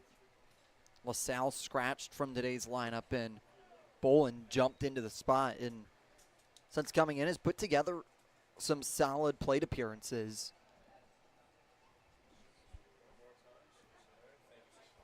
0 for 2 on the day, but does have an RBI, a walk, as he takes a big hack at the high fastball. And Moore does a great job of mixing in high fastball with low breaking ball, and that's why he's found himself a lot of success, especially having that true 12-6 curveball. Changing the eye level. Oh, Nico, a lot of pitchers work horizontally left and right, but Reed Mooring, one of those guys that works vertically. What do you think the difference is for hitters in their approach? He does a great job there, and then throws in the changeup right there that feeds so well off the fastball. But to have a pitch that goes in every single direction, it makes you so much more versatile, because when a pitcher or hitter sees the ball out of your hand, that ball can split in any single directions. So being able to have that opportunity makes you so much better. 2-2 is the high fastball that Bolin able to lay off of. Now, Bolin, we mentioned Barton Community College, JUCO route, hit .464 this past season and is going to the Big Ten next semester. He's going to be with the Nebraska Cornhuskers. And Falmouth lost one Cornhusker, and Dylan Carey, who left recently, picked up another in Robbie Bolin. Bolin putting together a really nice at-bat, 3-2 now. Change up in the dirt. And Bolin works his second walk of the day here with one out. And that's the first changeup he showed in a high leverage situation. Yep. He's thrown it, went up in the count 0-0 or 1-1, but late in the count, it's all been slider or curveball, so interesting choice there. That left-handed batter in the box, usually the right-handed pitchers love to throw changeups against those lefties. Does it there. That one just missing low in the zone.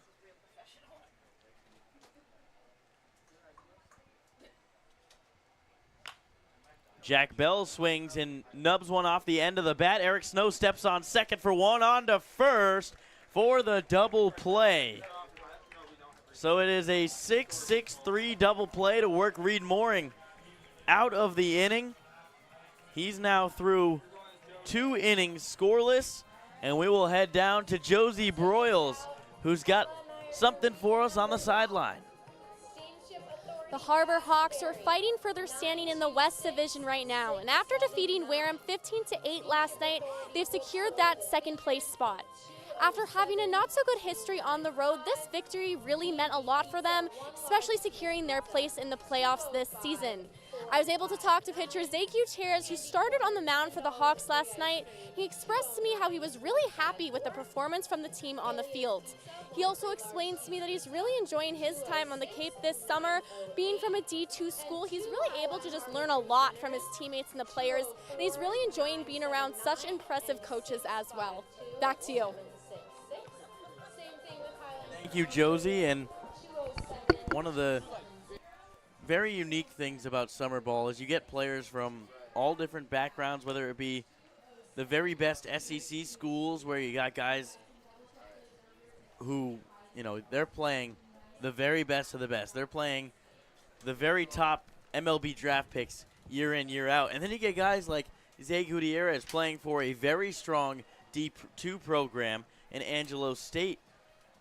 But it is just so impressive to see him compete the way that he has, and now you'll get a look at the schedule for the remainder of this season. These are the rest of their games. They've got a makeup game on Wednesday at Chatham before having the biggest stretch of the season. This 3-game stretch against Catuit, Bourne, and Wareham will decide the West Division and how it stacks up going into the playoffs, and it is going to be a really fun ride down to the wire.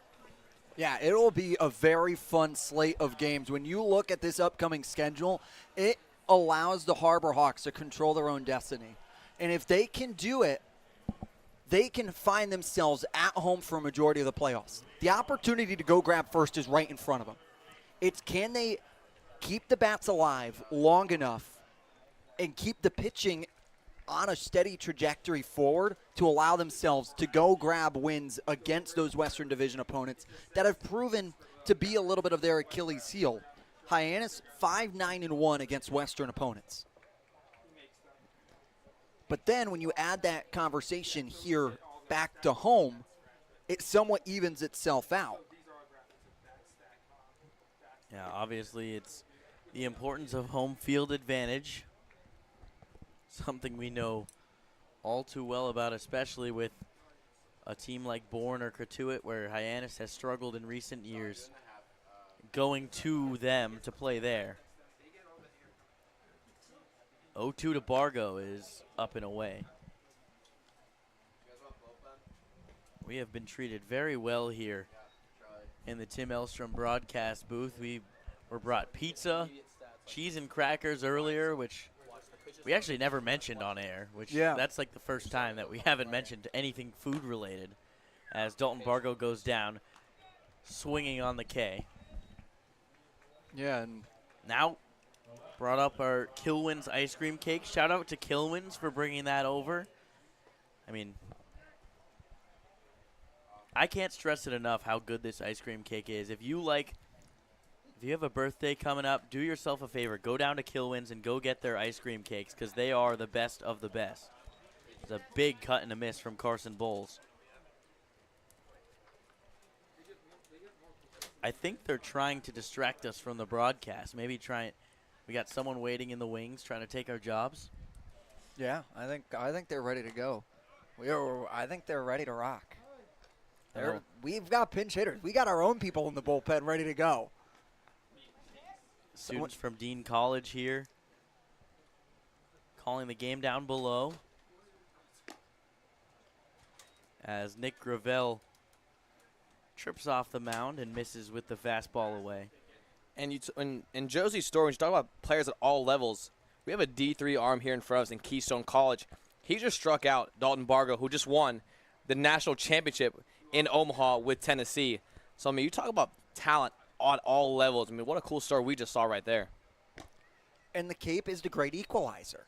If you are able to stand out at your division, bring it to the Cape Cod because they can show you that you can hang with the best of the best. And when you can be able to have results against the top college players. High fly ball into deep center field. Carson Bowles gave it a ride, but Gavin Turley tracks it down a few feet in front of the wall. Carson Bowles trying to earn his first ice cream cake of the year, but just coming a little bit short. Yeah, host son of Joe and Harry, the host parents who give them their kids, if they hit a home run, an ice cream cake. We were about ready to earn our ice cream cake there, but it was a well-struck ball, 92 miles an hour off the bat, left middle high. Bowles has put together, every time he stepped into the box, a really hard and solid contact. You look at the liner back in the second, then a really solid hit in the fifth and the sixth, and then that fly out there, once again, solid. He's striking the ball well. It just hasn't fallen every time for a hit. Swing and a miss from Cavill, 1-1 now.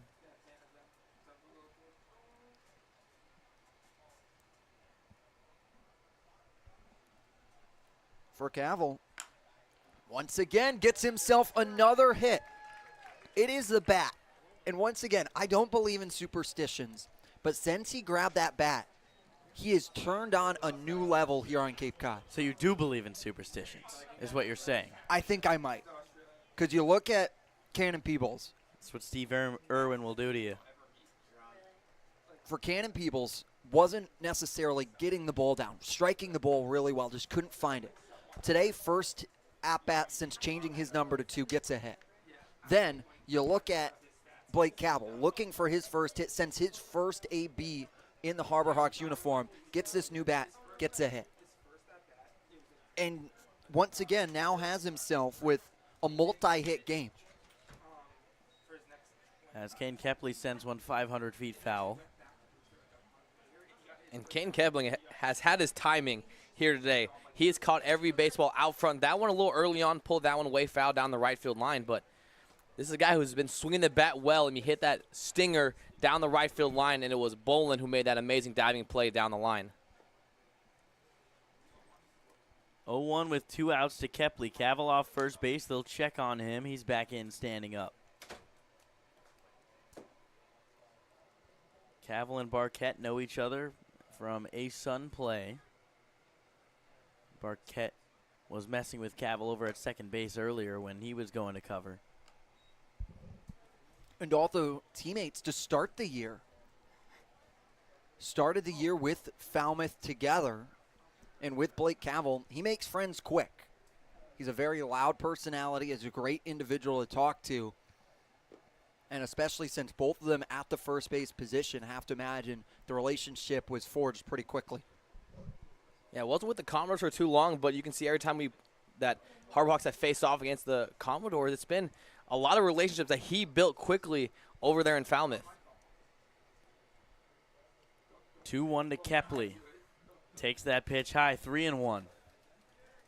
Yeah, the Aussie has no stage fright for sure. I mean, he just walks up right to you, and you feel like you're best friends with him instantly. I mean, a guy who's been a social butterfly, he's come up into the booth even just to listen to you guys. Big swing and a miss from Kepley trying to send that one into orbit. So full count with 2 outs. Blake Cavill will be running on the pitch. That's the swing you want when you're in a hitter's count. 3-1 count, fastball up and in. That's a ball you can drive. Good swing there from Kepley, just came up empty. There goes Cavill, and Kepley sends a ball pretty deep into right center field, but Gavin Turley is under it to make the 3rd out of the inning. Hyannis still up by 4 runs going into the top of the 9th. Reed Mooring coming back in to shut the door. Hyannis looking to extend their winning streak to 4. Cape Cod, we're Bork Heating and Cooling. We've serviced over 5,300 customers on and around Cape Cod for almost 40 years. We install and service your heating and cooling system, and our #1 goal is to ensure we do the best job we possibly can to make our customers happy. You have the triple cheerleading squad for Bork sitting here. They repaired our heating system, took care of our air conditioning system, and they set something up with the remote system that they installed for us as well. Yay, yay, yay for Bork. We love them. Give us a call when you're in need of HVAC services. Hope you enjoy the game. Here at the Mass State Lottery, we're known for our monster wins. But there's no bigger win than the $1 billion we provide each year to support all 351 cities and towns in Massachusetts. In our game, we know that supporting local businesses and helping communities is how we all win. Because at the lottery, we're all playing for the home team. The Mass State Lottery. Welcome to the state of winning.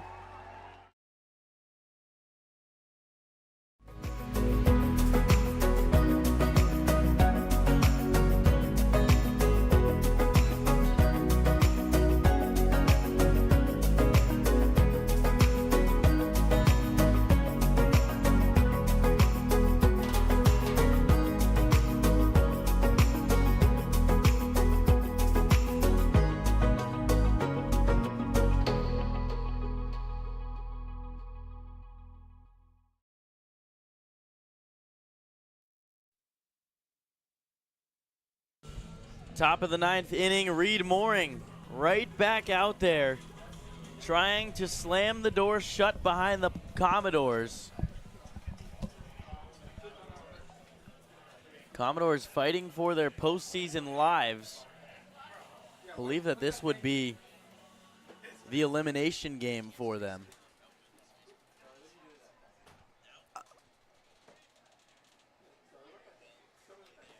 Potentially, but the math is always a Yeah, little, especially with all the tiebreakers and with games left to be played. Not everyone has played True. an even amount of games on top of it, so that adds an entirely different dynamic.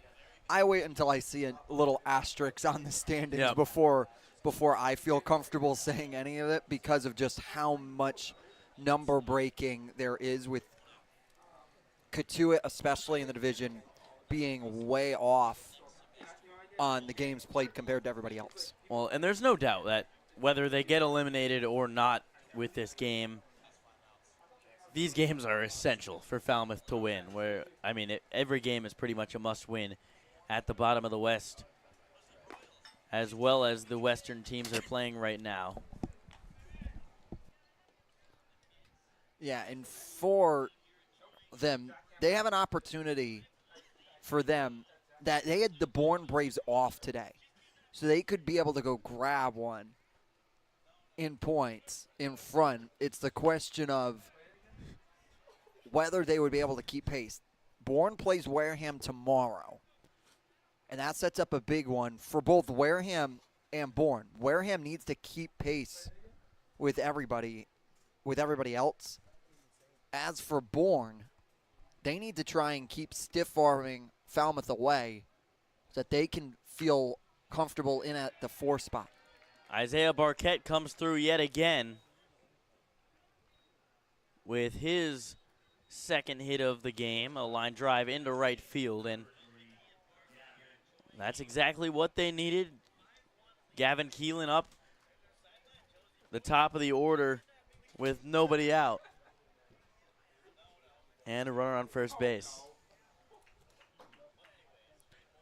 And now Harbor Hawks want to try and preserve any arms here. If they can find 2 outs off the back at the minimum of Reed Mooring, that's a huge success for them.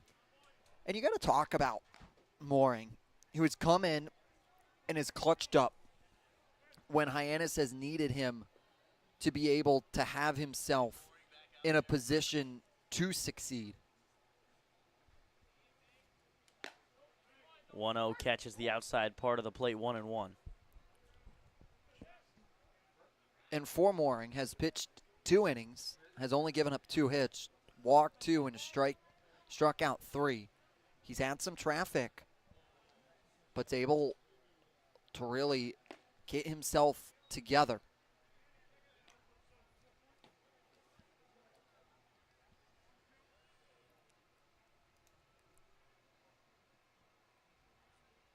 Gavin Keelan down in the count 1-2, has worked long at bats all game long, as he'll continue to do so, fouling off the 2-strike pitch. It's a good job fighting there, breaking ball, low in, try to be a back foot, breaking ball there, just able to get a piece of that one and keep his at bat going.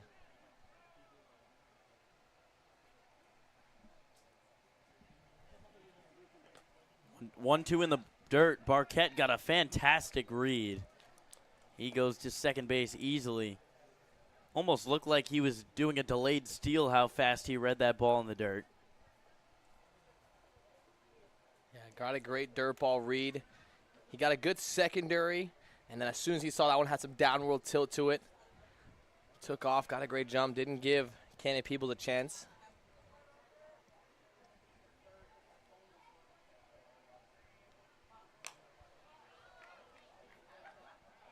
Fouled straight back by Keelan. Continues to fight.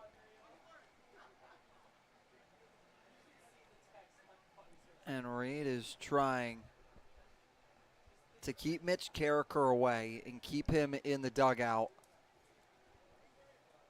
with DJ Carbone starting to get active in the bullpen. Strike 3 looking. Gavin Keelan is the first out on a beautifully executed pitch on the outside corner. Yeah, right out away in the corner. And once again, it's Sam Finn, who's been pretty lenient on that outer corner. That one looked like it did catch the black, but going to be no question here now. Mitch Carricker to make his way to the mound. Do not believe he's signaled yet. So likely let Carbone warm up as much as possible. Might not even be taking Mooring out.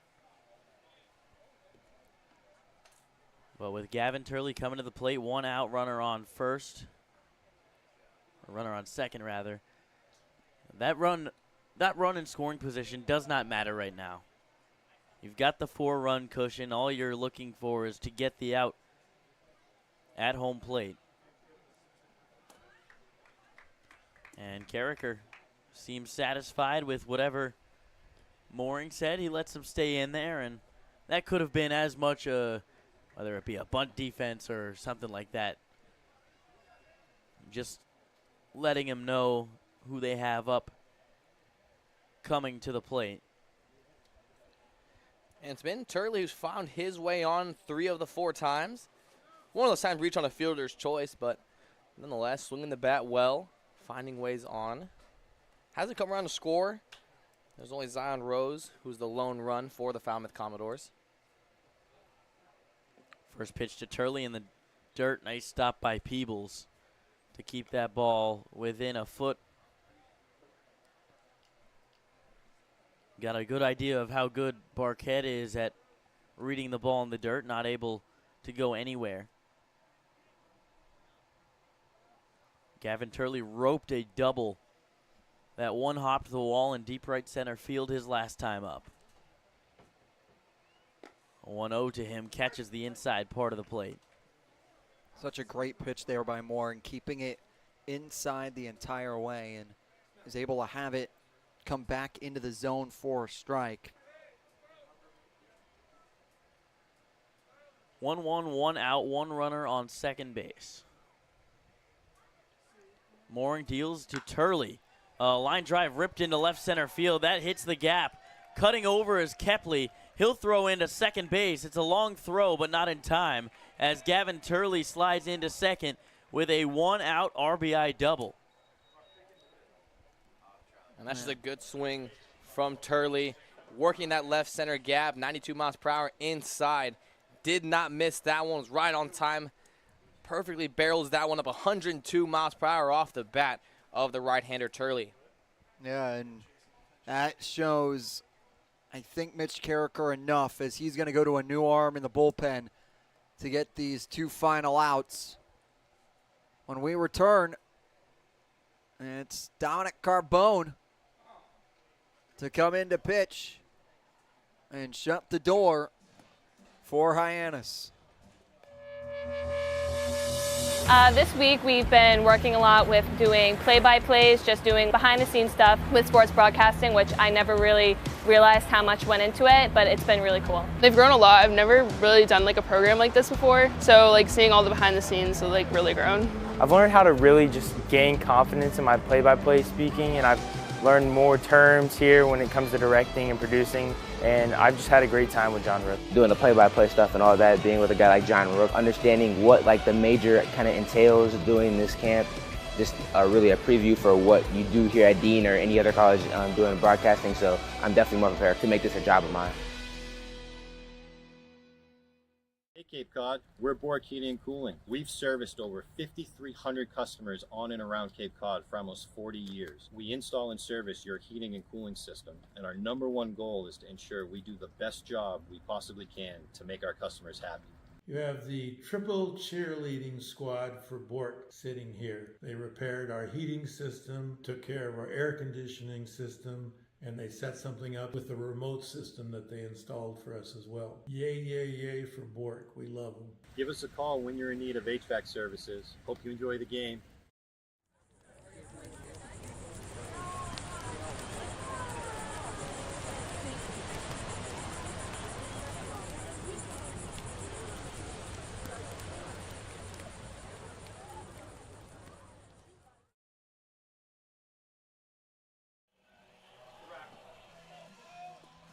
It's a new pitcher in for the Harbor Hawks to try to get these final 2 outs and seal a victory for the Harbor Hawks. Nico, tell me about him.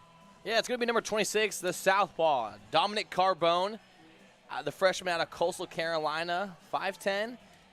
This has been the guy who's been getting better every single time we've seen him. This is his 7th outing for the Harbor Hawks. Currently has a 6.3 ERA. And once again, getting better in every time we've seen him. 8 strikeouts to just 7 walks. And when you look at him in these past few games that he's thrown, his command and his delivery have continued to improve. And he's been going right after guys. In his last 5 1/3 innings, it's been in his past 3 games, 5 1/3 innings pitched, no runs given up, 4 strikeouts, 2 walks. ERA of 0 in the past 3 games. Runner on second base, Turley, is the responsibility of Reed Mooring. Jason Jones comes to the plate. The tying run is on deck. Right in the heart of the Falmouth lineup right now. Exactly the guys they want up when they're establishing a comeback. Pitch down to Jones. For the Falmouth Commodores. Stand 3 runs away from tying it here, and very much within reach for the potent bats of the Falmouth Commodores. For Hyannis, it's a big game here. Try and keep pace. Allow themselves to creep up.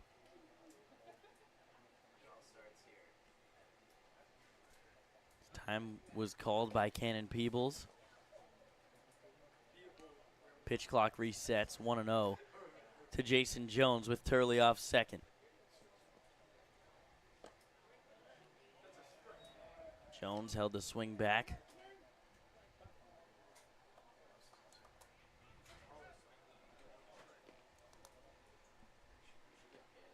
And there's no plan B as of now. After Dominic Carbone, bullpen all sitting down for the Harbor Hawks. 2-0 fouled off toward the on-deck circle.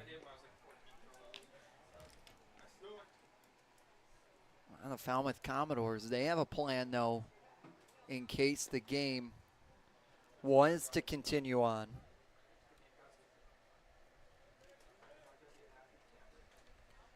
Two, one out.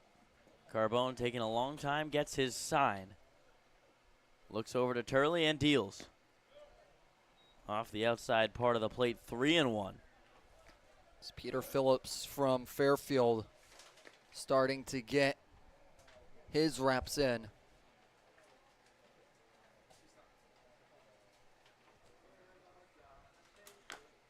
Jason Jones chops one down the third base line, and it rolls foul. 3-2 now. And it's a great job by Dominic Carbone being able to battle back here. Found himself behind. Now is in a full count with a runner on second. Carbone trying to shut the door. He's doing a great job attacking Jones, not passively pitching around him.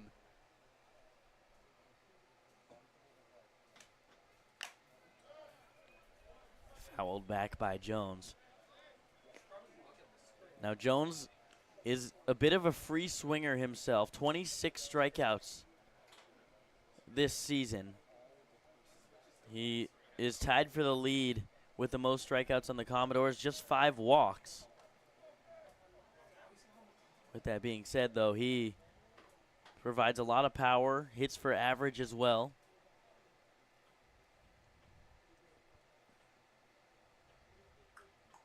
Full count to him again. In the dirt, and Jason Jones has his 6th walk of the season, and a big moment to bring up the game-tying run in the form of the All-Star Game Home Run Derby participant, Trent Caraway. Caraway's 0 for 3 with a walk, and he's too good of a bat. You know he's due at 1 point. Is this the spot that he breaks in? And once again, he comes in with now a tied for first place in the Commodores RBI list with 17, now tied with Turley. After Turley had an RBI in his plate appearance, now staying on second base. No balls, 1 strike, 1 out.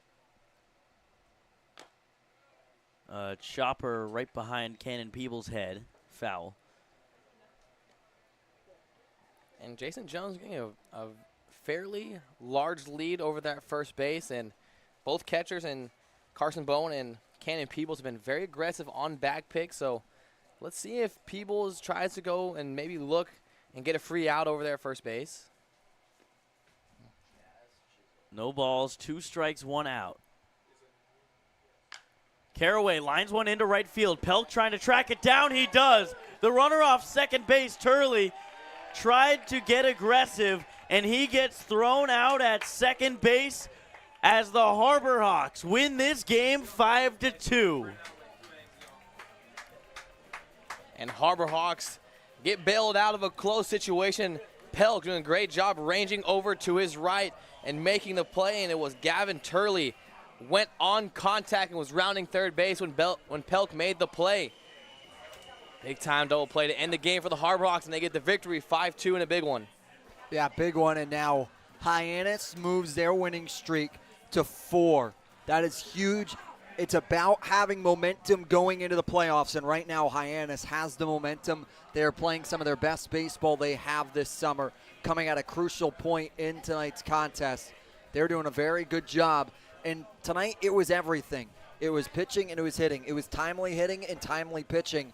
They're able to pick up necessary wins, and right now Hyannis goes to Chatham tomorrow with, once again, knock on wood, weather permitting, third time in for Hyannis. It would be huge if they can have themselves this game. And to kick off the 7 games in 7 days stretch, they already have 2 wins in that.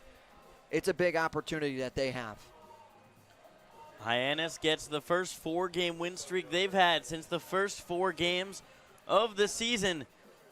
Getting hot at the right time, we'll find out soon enough, as they will go for win number 5 tomorrow in Chatham against the Anglers. Thank you so much for tuning in to the Hyannis Harbor Hawks Baseball Network. Josh Schreiber here alongside Nico Sharp and Jacob Irons.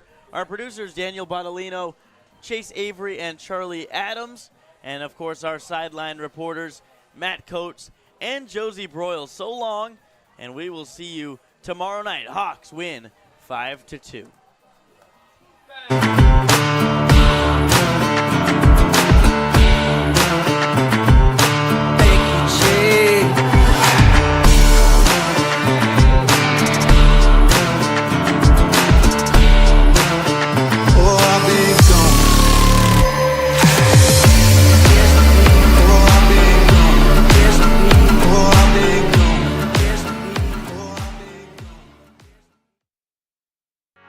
Here at the Mass State Lottery, we're known for our monster wins.